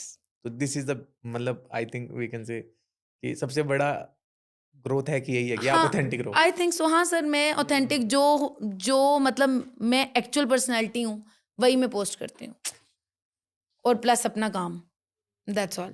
तीसरी कोई चीज़ है ही नहीं सर मेरे पूरे प्रोफाइल में. अगर आप है क्या है बाबादीप सिंह जी. ओहो ओहो वो तो मैम एक बाबादीप सिंह जी से काफी आप इंस्पायर्ड भी हैं और बहुत Faith- फेथ है आपका उनमें. ਰੱਬ ਤੇ ਹੀ ਫੇਥ ਹੈ ਮੈਮ. ਯੂ ਫੀਲ ਜੋ ਤੁਸੀਂ ਕਹਿੰਦੇ ਹੋ ਇੱਕ એનર્ਜੀ, ਤੇ ਹਰ ਇੱਕ ਦੀ ਕੋਈ ਨਾ ਕੋਈ એનર્ਜੀ ਸੋਰਸ ਹੁੰਦਾ ਹੈ. ਰਾਈਟ. ਸੋ ਆਈ ਥਿੰਕ ਸੋ ਮੈਨੂੰ ਮਿਲਦਾ ਹੈ ਨਾਮ ਲੈ ਕੇ, ਜਿਵੇਂ ਹੁਣ ਇੱਕਦਮ ਨਾਮ ਲਿਆ ਇੱਕਦਮ ਆ ਗਈ. ਤੇਰੇ ਟੈਟੂਸ ਦੇਖ ਸਕਦੇ ਹੋ, ਬਹੁਤ ਸੋਹਣੇ ਆ. ਹਾਂ, ਆ ਫੇਥ ਹੈ, अच्छा ਹਾਂ ਆ ਸਟਰੈਂਥ ਹੈ, ਤੇ ਆ ਮੇਰਾ ਸਭ ਤੋਂ ਫੇਵਰੇਟ ਹੈ ਵਿਚ ਚੜ੍ਹਦੀ ਕਲਾ. ਚੜ੍ਹਦੀ ਕਲਾ. ਇਹ ਤੁਸੀਂ ਇੰਸਟਾਗ੍ਰam ਤੇ ਵੀ ਲਿਖਿਆ ਹੈ, ਸੇਮ ਹੀ ਲਿਖਿਆ ਸੇਮ ਨਾਲੇ. ਲਿਖਿਆ ਹੈ. ਸੋ ਚੜ੍ਹਦੀ ਕਲਾ ਬਹੁਤ ਲੋਕਾਂ ਨੂੰ, ਪੰਜਾਬੀਆਂ ਨੂੰ ਤਾਂ ਚਲੋ ਪਤਾ ਹੀ ਹੈ, ਬਟ ਬਾਹਰ ਜਦੋਂ ਮੈਂ ਆਊਟ ਆਫ ਪੰਜਾਬ ਕੰਮ ਕਰਨ ਜਾਂਦੀ ਹਾਂ, ਬੈਂਗਲੋਰ ਐਂਡ ਬਾਕੀ ਸਾਰੀ ਜਗ੍ਹਾ, ਤੇ ਬਹੁਤ ਇੰਟਰਸਟਿੰਗਲੀ ਪੁੱਛਦੇ ਆ ਕਿ ਵਾਟ ਡਜ਼ ਚੜ੍ਹਦੀ ਕਲਾ ਮੀਨਸ. ਤੇ ਮੈਨੂੰ ਬਹੁਤ ਅੱਛਾ ਲੱਗਦਾ ਦੱਸਦੇ, ਮੈਂ ਕਿਹਾ it means keep rising, keep shining, ਹੈ ਨਾ, ਜੋ ਆਪਣੀ ਗੁਰਬਾਣੀ ਦੇ ਵਿੱਚ ਇਹਦਾ ਮੈਂਸ਼ਨ ਹੈ, ਤਾਂ ਫਿਰ ਮੈਂ ਦੱਸਦੀ ਹੁੰਦੀ ਹਾਂ. ਤਾਂ ਦਿਸ ਇਜ਼ ਦ ਥਿੰਗ ਕਿ ਮੈਂ ਕਦੇ ਵੀ ਲਾਈਫ ਦੇ ਵਿੱਚ ਲੋ ਫੀਲ ਕਰਦੀ ਹਾਂ. ਇਹ ਟੈਟੂ ਕਰਵਾਇਆ ਵੀ ਮੈਂ ਇਸੇ ਕਰਕੇ ਸੀ. ਸੋ ਮੈਂ ਇਹਦੇ ਵੱਲ ਦੇਖ ਲੈਂਦੀ ਹਾਂ. ਜਦੋਂ ਮੈਂ ਉਹ ਗੱਲ ਕੀਤੀ ਸੀ ਨਾ, ਰੂ ਕੇ ਠੀਕ ਹੋ ਜਾਈਦਾ, ਉਹ ਇਹਨੂੰ ਹੀ ਦੇਖ ਕੇ ਰੂ ਕੇ ਠੀਕ ਹੋ ਜਾਈਦਾ ਕਿ ਚਲੋ ਚੜ੍ਹਦੀ ਕਲਾ 'ਚ ਹੋ ਜਾਊਗਾ ਸਭ ਕੁਝ. ਸੋ हाँ, थोड़ा बहुत प्यार है शब्द नाल. वाओ. मेरे को ना पंजाबी लोगों की ना कि ऐसी चीजें ना बहुत अच्छी लगती है ना, मतलब जैसे टैटू कराया हुआ आपने और पग कैरी करके रखते हैं, और दिलजीत पाजी मतलब जब भी स्टेज पे जाते कहते हैं पंजाबी आगे हुए. हाँ. मतलब मैंने ना किसी स्टेट का ना ऐसा प्यार नहीं देखा अपने स्टेट के साथ. हाँ, ये चीज है. बंदों का बेसिकली क्या है, मतलब स्टेट के बंदों का अपने स्टेट के प्रति ऐसा प्यार है ना. अपने स्टेट Sir, के प्रति, लैंग्वेज के प्रति. ਮੈਨੂੰ ਲੱਗਦਾ ਕਿ ਆਪਾਂ ਪੰਜਾਬੀ ਨਾ ਬੜੇ ਇਮੋਸ਼ਨਲ ਸੈਂਸਿਟਿਵ ਜੇ ਪਰਸਨ ਆ. ਜਿਵੇਂ ਪੰਜਾਬੀ ਵਰਡ ਆ ਜਾਂਦਾ ਨਾ ਸਾਡੇ ਅੰਦਰੋਂ, ਉਹ ਬਾਹਰ ਜਿਹਾ ਆ ਜਾਂਦਾ ਹੈ ਕੁਝ ਇਮੋਸ਼ਨ ਹੈ ਨਾ ਜਿਹੜਾ ਅੰਦਰ, ਉਹ ਸਾਰਿਆਂ ਪੰਜਾਬੀਆਂ ਦੇ ਸਰ ਕੋਈ ਇਹਨੂੰ ਨਾ ਐਕਸਪਲੇਨ ਨਹੀਂ ਕਰ ਪਾਊਗਾ ਇਸ ਇਮੋਸ਼ਨ ਨੂੰ. बट यार ये बहुत क्रेजी है, बहुत ज्यादा. ਹੈ ਸਰ, ਉਹ ਪੰਜਾਬੀਅਤ ਜਿਹੜੀ ਇਮੋਸ਼ਨ ਹੈ ਨਾ ਸਰ, ਉਹ ਨਹੀਂ ਆਪਾਂ ਐਕਸਪਲੇਨ ਨਹੀਂ ਕਰ ਸਕਦੇ. ਹੁਣ ਜੋ ਦੇਖੇਗਾ ਨਾ ਉਹ ਫੀਲ ਜ਼ਰੂਰ ਕਰ ਸਕਦਾ ਕਿ ਮੈਂ ਬੋਲਣਾ ਕੀ ਚਾਹੁੰਦੀ ਹਾਂ, कि what is actually पंजाबी आगे हुए पंजाबियत we are talking about. दिखता है आप लोगों का प्यार, दिखता है पंजाब के प्रति. अच्छा, फिल इन द ब्लैंक्स एक राउंड है. ओहो, वो मसां ਤਾਂ ਪੜ੍ਹਾਈ ਤੋਂ ਛੁਟਕਾਰਾ ਮਿਲਿਆ ਸੀ. नहीं बड़ा ये था यार एक चीज इसको करना, आप कंटिन्यू. एक चीज दसो, जिवें इन्नी स्टडी ਕੀਤੀ ਹੈ ਨਾ, ਹਾਂਜੀ. ਤੁਸੀਂ MBA 골ਡ ਮੈਡਲਿਸਟ ਹੋ ਪਟਿਆਲਾ ਯੂਨੀਵਰਸਿਟੀ, ਰਾਈਟ? ਤੇ ਉਸ ਤੋਂ ਬਾਅਦ ਫਿਟਨੈਸ ਇੰਡਸਟਰੀ 'ਚ ਮਤਲਬ ਉਨੀ ਐਜੂਕੇਸ਼ਨ ਦੀ ਮੈਨੂੰ ਐਵੇਂ ਲੱਗਦਾ, ਆਈ ਮਾਈਟ ਬੀ ਰੋਂਗ, ਕਿ ਇੰਨੀ ਨੀਡ ਨਹੀਂ ਹੈ ਕਿ ਥੋੜਾ ਐਕਸਪੀਰੀਅੰਸ ਤੋਂ ਬਾਅਦ ਜਾਂ ਕੁਝ ਕੋਰਸ ਤੋਂ ਬਾਅਦ, ਹੈ ਨਾ, ਬੰਦਾ ਫਿਟਨੈਸ ਇਨਫਲੂਐਂਸਰ ਬਣ ਸਕਦਾ ਹੈ ਜਾਂ ਫਿਟਨੈਸ ਇੰਸਟ੍ਰਕਟਰ. ਤਾਂ ਇੱਦਾਂ ਲੱਗਦਾ ਕਿ ਮੈਂ ਉਸ ਸਟੱਡੀ ਨਾਲ ਇਨਜਸਟਿਸ ਕੀਤੀ ਹੈ ਜਾਂ ਫਿਰ ਨਹੀਂ? ਨਹੀਂ ਮੈਮ, ਅੱਜ ਕੱਲ੍ਹ ਪਹਿਲਾਂ ਹੋ ਸਕਦਾ ਸੀ ਕਿ ਲੋਕਾਂ ਕੋਲ ਸਰਟੀਫਿਕੇਸ਼ਨਸ ਤੋਂ ਬਿਨਾਂ ਵੀ ਲੋਕ ਫਿਟਨੈਸ ਇੰਸਟ੍ਰਕਟਰ ਕਲੇਮ ਕਰ ਲੈਂਦੇ ਸੀ, ਬਟ ਅੱਜ ਕੱਲ੍ਹ ਫਿਟਨੈਸ ਇੰਸਟ੍ਰਕਟਰ ਦੀ ਵੀ ਬਹੁਤ ਪੜ੍ਹਾਈਆਂ ਹੋ ਰਹੀਆਂ ਨੇ, ਬਹੁਤ ਕੋਰਸਿਸ ਨੇ. ਤੁਹਾਨੂੰ ਇੱਕ ਰਜਿਸਟਰਡ ਅਕੈਡਮੀਜ਼ ਤੋਂ ਆਪਣੇ ਆਪ ਤੋਂ ਅਕੈਡਮੀਜ਼ ਤੋਂ ਸਰਟੀਫਿਕੇਸ਼ਨ ਲੈਣੀ ਪੈਂਦੀ ਹੈ. ਹੁਣ ਫਿਟਨੈਸ ਦੀ ਵੀ ਪੜ੍ਹਾਈ ਇਕੁਅਲ ਟੂ ਹੀ ਗ੍ਰੈਜੂਏਟਸ ਐਂਡ ਇਕੁਅਲ ਟੂ ਹੀ ਪੋਸਟ ਗ੍ਰੈਜੂਏਟਸ ਹੁਣ ਹੋ ਗਈ ਹੈ. Back to your question, justification ਦਾ, ਜੇ ਤਾਂ ਮੈਂ ਉਸ ਹਿਸਾਬ ਨਾਲ ਸੋਚਾਂ ਤੇ ਮੈਨੂੰ ਲੱਗਦਾ ਹੈ ਕਿ ਮੈਂ ਬੈਸਟ ਹੀ ਕੀਤਾ ਆਪਣੇ ਨਾਲ, ਕਿਉਂਕਿ ਉਹ ਇੱਕ ਐਜੂਕੇਸ਼ਨਲ ਕੁਆਲੀਫਿਕੇਸ਼ਨ ਸੀ ਜੋ ਕਿ ਮੈਂ ਆਪਣੇ ਪੇਰੈਂਟਸ ਦੇ ਸੁਪਨਿਆਂ ਲਈ ਕੀਤੀ ਸੀ. ਓਕੇ. ਐਂਡ ਜੋ ਮੈਨੂੰ ਮਿਲਿਆ ਜਾਂ ਜੋ ਡੈਸਟਨੀ ਨੇ ਮੈਨੂੰ ਦਿੱਤਾ, ਉਹ ਮੇਰਾ ਪੈਸ਼ਨ ਸੀ, ਕਿਉਂਕਿ ਮੈਂ ਤਾਂ ਭੰਗੜਾ ਬਚਪਨ ਤੋਂ ਹੀ ਪਾ ਰਹੀ ਸੀ, ਸਿਖਾਉਣ ਦਾ ਸ਼ੌਂਕ ਵੀ ਸੀ ਮੈਨੂੰ. ਤੇ ਮੈਨੂੰ ਲੱਗਦਾ ਕਿ ਮੈਂ ਵਿਦ ਮਾਈ ਰੀਚ ਜਸਟੀਫਾਈ ਕਰ ਪਾਈ ਹਾਂ ਆਪਣੇ ਇਸ ਡਿਸੀਜਨ ਨੂੰ ਜੋ ਮੈਂ ਲਿਆ to completely choose this industry, and ਆਪਣੇ ਆਪ ਨੂੰ ਇਨਵੋਲਵ ਕੀਤਾ ਐਂਡ ਆਪਣੀ ਜੌਬ ਛੱਡੀ. ਉਹ ਫੀਲਿੰਗ ਆਉਂਦੀ ਹੈ ਕਦੇ ਕਿ ਮੈਂ ਇੰਨਾ ਟਾਈਮ ਲਗਾਇਆ ਹੈ ਨਾ ਇੱਕ ਸਟੱਡੀ 'ਤੇ, ਕਿ ਉਹ ਵੇਸਟ ਕਰਤੀ ਮੈਂ? ਨਹੀਂ, ਨੋ ਰਿਗਰੈਟਸ. ਉਹ ਪੜ੍ਹਾਈ ਵੀ ਜ਼ਰੂਰੀ ਸੀ, ਉਹ ਜੌਬ ਵੀ ਜ਼ਰੂਰੀ ਸੀ. ਜੇ ਉਹ ਨਾ ਹੁੰਦਾ ਤੇ ਸ਼ਾਇਦ ਇਹ ਡੈਸਟਨੀ ਇੱਧਰ ਨੂੰ ਮੁੜਦੀ ਨਾ. ਮੈਨੂੰ ਆਪਣੀ ਲਾਈਫ ਦੇ ਵਿੱਚ ਜਿੰਨੇ ਵੀ ਡਿਸੀਜਨਸ ਲਏ ਆ, ਮੈਂ ਬਹੁਤ ਸੋਚ ਸਮਝ ਕੇ ਲਏ ਆ ਤਾਂ ਕਿ ਮੈਂ ਬਾਅਦ 'ਚੋਂ ਰਿਗਰੈਟ ਨਾ ਕਰਾਂ. ਚਾਹੇ ਉਹ ਚੂਜ਼ਿੰਗ ਮਾਈ ਐਜੂਕੇਸ਼ਨ ਸੀਗੀ ਆਫਟਰ 10th, ਕਿ ਆਪਾਂ ਕੀ ਸਬਜੈਕਟ ਲੈਣਾ ਹੈ। ਫਿਰ ਚਾਹੇ ਉਹ ਚੂਜ਼ਿੰਗ ਮਾਈ ਗ੍ਰੈਜੂਏਸ਼ਨ ਆਫਟਰ 12th ਕਿ ਮੈਂ ਕਾਮਰਸ ਲੈਣੀ ਹੈ ਜਾਂ ਮੈਂ ਮੈਡੀਕਲ ਲੈਣਾ ਹੈ ਜਾਂ ਮੈਂ whatever subjects, and then choosing my masters, ਤੇ ਸਭ ਤੋਂ ਇੰਪੋਰਟੈਂਟ ਡਿਸੀਜਨ ਚੂਜ਼ਿੰਗ ਮਾਈ ਪਾਰਟਨਰ। ਸੋ ਮੈਂ ਬਹੁਤ ਵਾਈਜ਼ਲੀ ਹੀ ਸ਼ੁਰੂ ਤੋਂ ਡਿਸੀਜਨ ਲਿਆ ਹੈ ਤੇ ਇਸੇ ਚੀਜ਼ ਕਰਕੇ ਹੀ ਸੋਚ ਸਮਝ ਕੇ ਲਿਆ ਕਿ ਮੈਂ ਰਿਗਰੈਟ ਨਾ ਕਰਾਂ, ਕਿਉਂਕਿ ਕੁਝ ਇਹੀ ਮੇਨ ਡਿਸੀਜਨਸ ਨੇ ਜੋ ਤੁਹਾਡੀ ਲਾਈਫ ਨੂੰ ਬਣਾਉਂਦੇ ਨਹੀਂ ਵੀ ਨੇ ਤੇ ਖਰਾਬ ਵੀ ਕਰਦੇ ਨੇ। ਸੋ ਨੋ ਰਿਗਰੈਟਸ। ਔਰ ਆਪਣੇ ਪਾਰਟਨਰ ਨੂੰ ਕਿਵੇਂ ਮਿਲੇ ਸੀ ਤੁਸੀਂ? ਮੇਰੇ ਪਾਰਟਨਰ ਨੂੰ ਮੈਂ ਇੱਕ ਇਵੈਂਟ ਤੇ ਹੀ ਮਿਲੀ ਸੀਗੀ। ਓਕੇ। ਐਨੀ ਟਾਈਮ ਦਾ ਇਵੈਂਟ ਸੀਗਾ ਤੇ ਮੈਂ ਉਹਨਾਂ ਦੀ ਇੰਸਟ੍ਰਕਟਰ ਸੀਗੀ, ਨਾਟ ਉਹਨਾਂ ਦੀ, ਸਾਰੇ ਓਨਰਸ ਦੀ। ਸੋ ਐਨੀ ਟਾਈਮ ਦੀ ਐਨੂਅਲ ਮੀਟ ਹੁੰਦੀ ਹੈ। ਠੀਕ ਹੈ। ਸੋ ਮੈਂ ਮਿਲੀ ਵੀ ਚੰਡੀਗੜ੍ਹ ਹੀ ਸੀਗੀ, ਇਟ ਵਾਜ਼ ਹਯਾਤ। ਸੋ ਉੱਥੇ ਮੈਂ ਉਹਨਾਂ ਦੀ ਇੰਸਟ੍ਰਕਟਰ ਸੀਗੀ ਇੱਕ ਸੈਸ਼ਨ ਦੇ ਲਈ, ਐਂਡ ਦੈਨ ਉੱਥੋਂ ਇੰਟਰੋਡਕਸ਼ਨ ਹੋਇਆ। ਸੋ ਬਹੁਤ ਸ਼ਾਰਟ ਟਰਮ ਦੇ ਵਿੱਚ ਹੀ ਮੇਰਾ ਤੇ ਅਗਮ ਦਾ ਰਿਲੇਸ਼ਨ ਡਿਵੈਲਪ ਹੋ ਗਿਆ, ਐਂਡ ਅਸੀਂ ਕੋਈ ਕੋਰਟਸ਼ਿਪ ਪੀਰੀਅਡ ਨਹੀਂ ਇੰਜੋਏ ਕੀਤਾ, ਅਸੀਂ ਸਿੱਧਾ ਵਿਆਹ ਕੀਤਾ। ਓਕੇ। ਸੋ ਇਟ ਵਾਜ਼ ਚਟ ਮੰਗਨੀ ਪਟ ਵਿਆਹ। So within months we got engaged, and then lockdown ਆ ਗਿਆ, ਉਹਦੇ ਕਰਕੇ ਡਿਲੇ ਹੋ ਗਿਆ। ਬਟ ਦੈਨ ਜਿਵੇਂ ਲੋਕਡਾਊਨ ਅਪਲਿਫਟ ਹੋਇਆ ਅਸੀਂ ਵਿਆਹ ਕਰਾ ਲਿਆ। ਸੋ ਜ਼ਿਆਦਾ ਉਹ ਨਹੀਂ ਕੀਤਾ, ਬਿਕਾਜ਼ ਅਸੀਂ ਦੋਨੋਂ ਹੀ ਬਹੁਤ ਪ੍ਰੈਕਟੀਕਲ ਮਾਈਂਡਸੈਟ ਦੇ ਬੰਦੇ ਹਾਂ। ਸਾਡੇ ਵਿਜ਼ਨ, ਸਾਡੇ ਗੋਲ ਮੈਚ ਕਰਦੇ ਸੀਗੇ। ਅਸੀਂ ਸੇਮ ਇੰਡਸਟਰੀ ਤੋਂ ਹਾਂ। ਸੋ ਜਿਮ ਓਨਰ ਹੀ ਨੇ, ਤੋ ਸਭ ਤੋਂ ਪਹਿਲਾਂ ਸਾਡਾ ਇੱਕ ਜਿਮ ਹੁੰਦਾ ਸੀਗਾ, ਨਾਓ ਵੀ ਹੈਵ ਗਰੋਨ ਟੂ 5। ਸੋ ਆਪਾਂ ਸੇਮ ਓਬਜੈਕਟਿਵ ਤੇ ਸੇਮ ਮਾਈਂਡਸੈਟ ਨਾਲ ਸੀਗਾ ਸਾਡਾ, ਐਂਡ ਵੀ ਗ੍ਰਿਊ ਟੁਗੇਦਰ, ਜਿਹੜੀ ਸਭ ਤੋਂ ਵਧੀਆ ਗੱਲ ਹੈ। ਮੈਂ ਵੀ ਆਪਣੇ ਵਿਆਹ ਤੋਂ ਬਾਅਦ ਬਹੁਤ ਗਰੋ ਕੀਤਾ ਹੈ ਤੇ ਅਸੀਂ ਟੁਗੇਦਰ ਵੀ ਬਹੁਤ ਗਰੋ ਕੀਤਾ है। इंटरेस्टिंग। सो इंस्ट्रक्टर से लाइफ इंस्ट्रक्टर बन गए। लाइफ इंस्ट्रक्टर बन गए। अगम सुन रहे हैं आप? अच्छा, एक और चीज़ बताओ, जिस तरीके से वैसे फिटनेस इंडस्ट्री ग्रो कर रही है या ग्रो कर गई है, उतने लोग भी कॉन्शियस हो रहे हैं हेल्थ को लेके या नहीं? हाँ जी sir, Covid is one of the biggest example. Covid के बाद चेंज हुआ कितने लोगों में अवेयरनेस आई है, सोच में अवेयरनेस आई है, पार्टिसिपेशन में अवेयरनेस आई है। आजकल आप हर एज ग्रुप का बंदा जिम में पाएंगे ही। लोकल जिम हो, ब्रांडेड जिम हो, आपको मिलेगा ही मिलेगा। आपको एक 60 साल का बंदा भी मिलेगा और आपको एक 18 साल का बच्चा भी मिलेगा। 16 से नीचे तो हम नहीं लेते बट मिलेगा। फिटनेस में आजकल देखो ना, बच्चे मुझे तो नहीं याद कि मेरे से पहले वाली जो मेरी कजन्स की जनरेशन है, उन्होंने फिटनेस में कब पार्टिसिपेट किया था। आजकल हम अपने बच्चों को खुद डाल रहे हैं ना, स्विमिंग में, एथलीट, रनिंग्स में, और क्रिकेट में, बास्केटबॉल, कितने सारी स्पोर्ट्स फील्ड हैं। तो आजकल हम खुद ही फिटनेस में डाल रहे हैं। जिम तो एक वन ऑफ द सेक्शंस है फिटनेस का। और जो इस फील्ड के अंदर सप्लीमेंट्स वगैरह चलते हैं, वो बिजनेस है या सच में बॉडी की नीड है? सर नीड भी कह सकते हैं। बिजनेस तो आया तो वो इंट्रोडक्शन तो नीड के हिसाब से ही हुई थी, पर बिजनेस तो हमने बनाया, ऊपर से मैन्युपुलेट करके तो ज़्यादा ही गलत बिजनेस बना दिया। ऑथेंटिसिटी कम है थोड़ी, बट नीड तो है सर। एक बॉडी की नीड एक स्पेसिफिक किसी ना वे से बनी है, एक नेचुरल वे है जिसकी एक लिमिटेशन है। तो एक्सेस के लिए तो कुछ सप्लीमेंटेशन की ज़रूरत पड़ती है, और इजी नहीं है सर। हम बहुत, एक टॉपिक पे मैं इस बारे में पहले भी बात कर चुकी हूँ कि हम बहुत इजीली बात कर लेते हैं। ये जो जितनी भी आप फिटनेस ट्रेनर्स देखते हो जिनकी बॉडी मेंटेन्ड है, आप बॉडी बिल्डिंग लाइन देखते हो, इनकी लाइफ इजी नहीं है सर। ओके। और ये कोई आसान नहीं है कि हम आके बैठ के बात करेंगे और बोल देंगे कि आप लोग तो ये तो आपकी स्टीरॉइड बॉडी है, या है भी या नहीं भी, या जो भी बॉडी पे आप मेहनत कर रहे हो। It is not easy sir, it is pure discipline. Okay. It is pure same routine follow करना बिन नागे। मतलब हम कहें कि जैसे किसी को भी देख के कि स्टीरॉइड से बनाई है, तो वो भी गलत है। सर मतलब वो भी मेहनत है। इजी नहीं है। गलत सही की बात है, वो भी एक बहुत डिफिकल्ट प्रोसेस है। सारा दिन खड़े रहना, मेंटेन करना, आपकी बॉडी को सप्लीमेंटेशन देना, फूड देना, जिम करना, आपका मूड हो ना हो, आपको काम है ना है, आपने अपनी बॉडी को फ्यूल देना है। ओके। वर्कआउट के रूप में, डाइट के रूप में। इजी नहीं है सर, उनके लिए भी इजी नहीं है।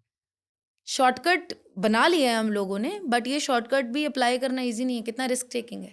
लॉन्ग टर्म में तो साइड इफेक्ट्स ही हैं इनके, सुनने में आया, हर बार ही देखने में सर गया है। Excess of everything is bad. वो किसी भी चीज़ में हो सकता है। लिमिट्स में कुछ भी करो तो ठीक ही लगता है। ਓਕੇ ਐਸ਼ਲੇ, ਹੁਣ ਆਪਣਾ ਇੱਕ ਸੈਗਮੈਂਟ ਹੈ ਜਿਸ 'ਚ ਆਪਾਂ ਤੁਹਾਨੂੰ ਪੁੱਛਣਾ ਤੁਹਾਡੇ ਫਰਸਟਸ, ਠੀਕ ਹੈ? ਪਹਿਲੀ ਵਾਰੀ ਤੁਹਾਡੇ ਨਾਲ ਇਹ ਚੀਜ਼ ਕਦੋਂ ਹੋਈ ਅੱਛਾ, ਤਾਂ ਉਹਦਾ ਤੁਸੀਂ ਜਵਾਬ ਦੇਣਾ, ਠੀਕ ਹੈ? ਪਹਿਲਾ ਗਰੁੱਪ ਜਦੋਂ ਤੁਸੀਂ ਟੀਚ ਕੀਤਾ, ਚੰਡੀਗੜ੍ਹ ਦੇ ਵਿੱਚ ਈਫਿਟ ਸਟੂਡੀਓਜ਼ ਸੈਕਟਰ 34, ਫਸਟ ਟਾਈਮ ਤੁਹਾਨੂੰ ਜਦੋਂ ਭੰਗੜੇ ਲਈ ਪੇਮੈਂਟ ਮਿਲੀ ਸੀ, ਬੋਡੀਸਕੇਪਸ ਜਿਮ ਚੰਡੀਗੜ੍ਹ। ਫਸਟ ਪੇਮੈਂਟ ਕਿੰਨੀ ਸੀ? ਬਹੁਤ ਸੀਗੀ, ਉਦੋਂ ਵੀ ਬੜੀ ਮਹਿੰਗੀ ਆਰਟਿਸਟ ਸੀ ਮੈਂ। ਉਦੋਂ 400 ਰੁਪਏ ਰੇਟ ਇੰਸਟਰਕਟਰ ਦਾ ਹੁੰਦਾ ਸੀ, ਮੈਂ ਉਦੋਂ ਵੀ 1000-1200 ਰੁਪਏ ਲੈਂਦੀ ਸੀ।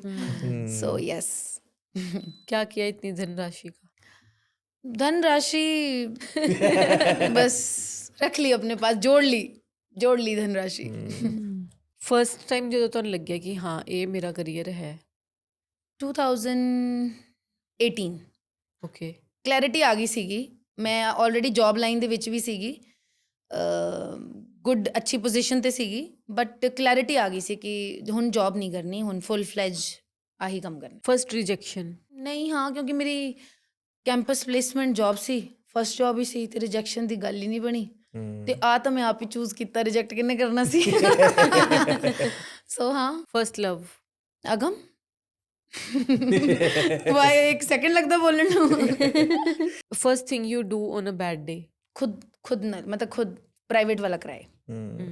First DM? फर्स्ट डीएम, ये तो बहुत ਜਿਹਨੇ ਤੁਹਾਨੂੰ ਇਨਸਪਾਇਰ ਕੀਤਾ ਜਾਂ Craziest ਹਸਾਇਆ? DM, not- क्रेजीएस्ट, हाँ, not DM, I first think so. craziest DM. Craziest DM ਤਾਂ ਨਹੀਂ ਪਤਾ, ਪਰ ਇੱਕ क्रेजीएस्ट ਕਮੈਂਟ ਸੈਕਸ਼ਨ ਹੈਗਾ क्या? ਕਿ ਮੇਰੀ ਔਰ ਅਗਮ ਦੇ ਫੋਟੋ ਦੇ ਥੱਲੇ ਵੀ ਕਮੈਂਟ ਕਰਦੇ, ਆਰ ਯੂ ਸਿੰਗਲ? ਤੁਹਾਡਾ ਵਿਆਹ ਹੋ ਗਿਆ?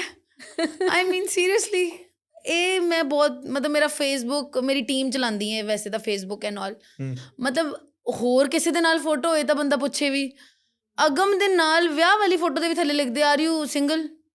ਆਈ don't know why, I think so this is crazy. Right. First moment you felt proud of yourself? ਜਦੋਂ 골ਡ ਮੈਡਲ ਲਿਆ ਸੀ MBA ਦੇ ਵਿੱਚ, ਮੇਰੇ ਪਾਪਾ ਵਾਜ਼ ਵੈਰੀ ਹੈਪੀ। ਸੋ ਮੇਰੇ ਲਈ ਉਹ ਮੇਰੀ ਫਰਸਟ ਚੀਜ਼ ਸੀ ਜੋ ਮੈਂ ਆਪਣੇ ਫਾਦਰ ਸਾਹਿਬ ਲਈ ਕਰ ਪਾਈ, ਕਿਉਂਕਿ ਕੁੜੀਆਂ ਨੂੰ ਬਹੁਤ ਘੱਟ ਪੜ੍ਹਾਉਂਦੇ ਨੇ, ਬਟ ਮੇਰੇ ਫਾਦਰ ਸਾਹਿਬ ਨੇ ਮੈਨੂੰ ਹਾਈਐਸਟ ਸਟੱਡੀ ਵਿਚ ਇਜ਼ ਮਾਸਟਰਸ ਕਰਵਾਈ। So yes. ਅੱਛਾ, ਵੈਸੇ ਸਭ ਕੁਝ ਹੀ ਵਧੀਆ ਹੋ ਰਿਹਾ। One thing you want to improve in yourself?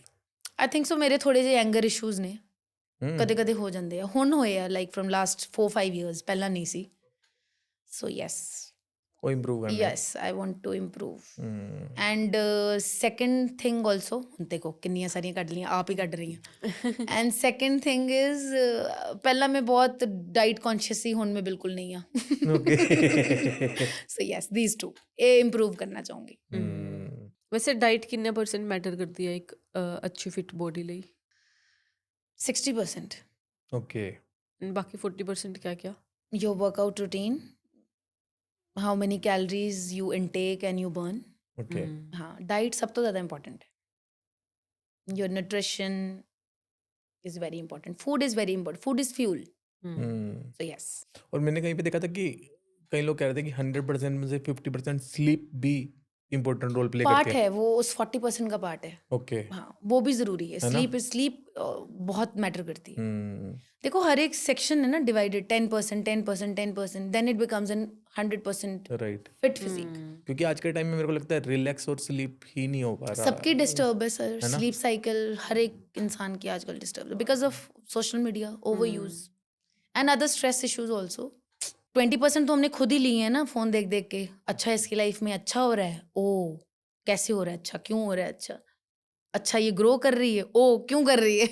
सो ये हमने एक्स्ट्रा ही लिए है ना, लोगों की ज़िंदगी की भसड़ भी हमने अपनी ज़िंदगी में ले ली है खुद से कि ये क्यों ग्रो कर रहा है। ये वही वाली बात होगी ना, लोग अपने दुख से दुखी ना नहीं है, ना दूसरे जी, के ना सुख से ज्यादा ना, दुखी कैसे सुखी हैं ये, कैसे हो कैसे गया ये ਭੰਗੜੇ 'ਚ ਅਚੀਵ ਕਿਵੇਂ ਕਰ ਲਿਆ ਇਹਨੇ ਸਭ, ਕਿਉਂ ਇਹਨੂੰ ਕਿਉਂ ਐਕਸਕਲੂਸਿਵ ਬਣਾਉਂਦੇ ਹੈ।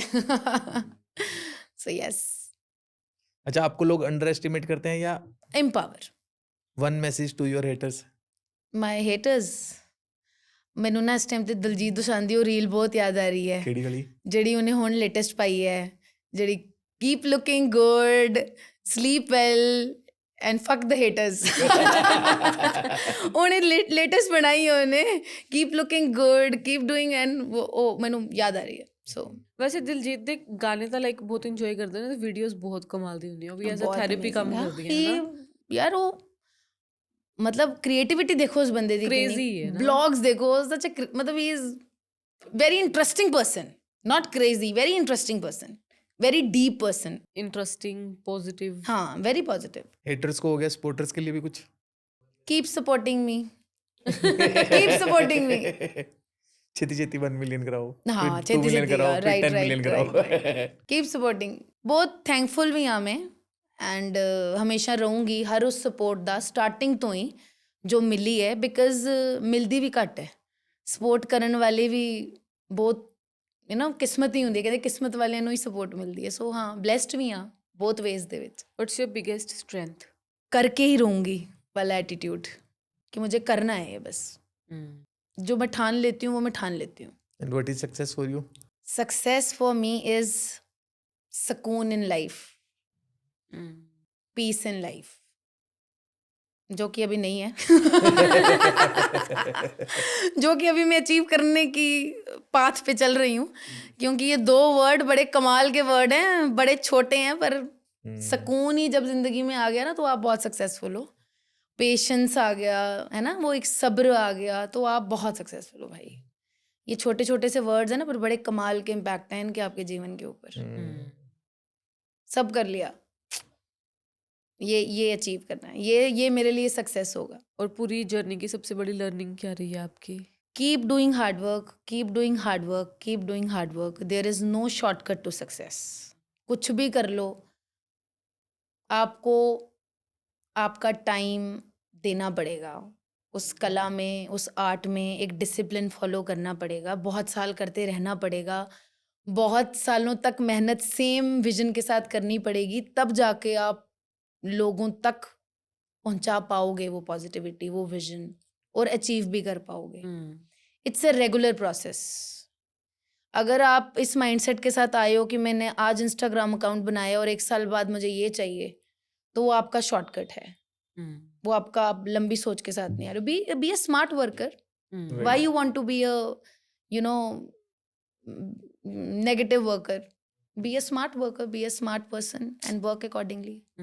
मेहनत करनी पड़ती है यार किसी भी फील्ड में. आपको मेरी और मिशा मैम की ना एक बात हुई थी, तो मैंने कहा था कि उन्होंने सक्सेस के ऊपर कुछ लिखा था, तो मैंने उनको लिखा था कि मैम तपना पड़ता है सक्सेस के लिए ना, आपको तपना पड़ता है. तो वही है कि आपको बहुत तपना पड़ता है, ऐसे नहीं मिलता. वो विरले हैं जिनका बैकग्राउंड कोई वैसे आर्टिस्ट बिलोंग करते होंगे उस इंडस्ट्री में, जिनके पास बैकअप है, उनके लिए सक्सेस की डेफिनेशन अलग है.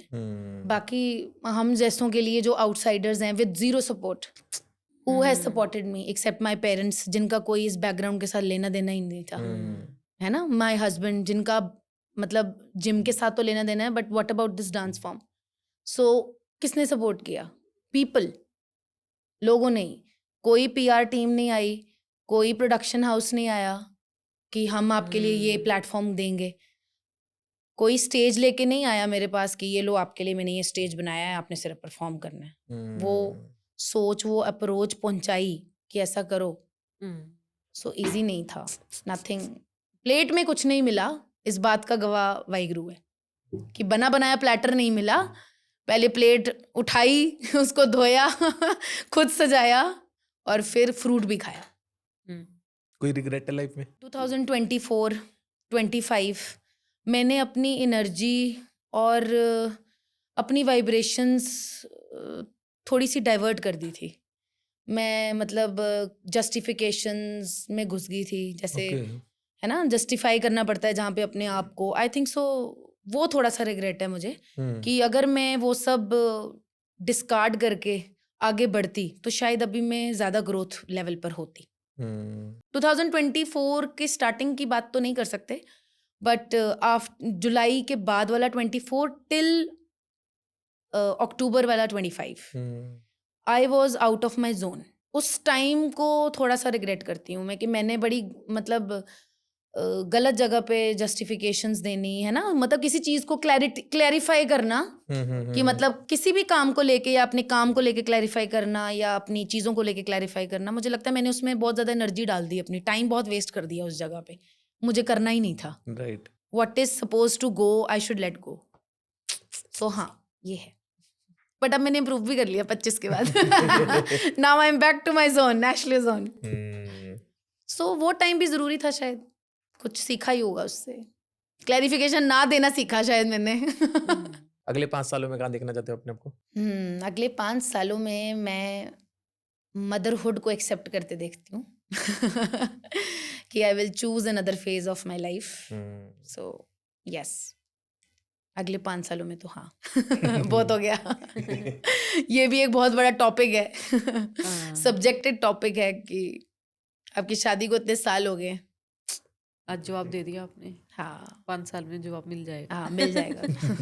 Thank you so much Ashley. Thank you so much. सच में मजा आया.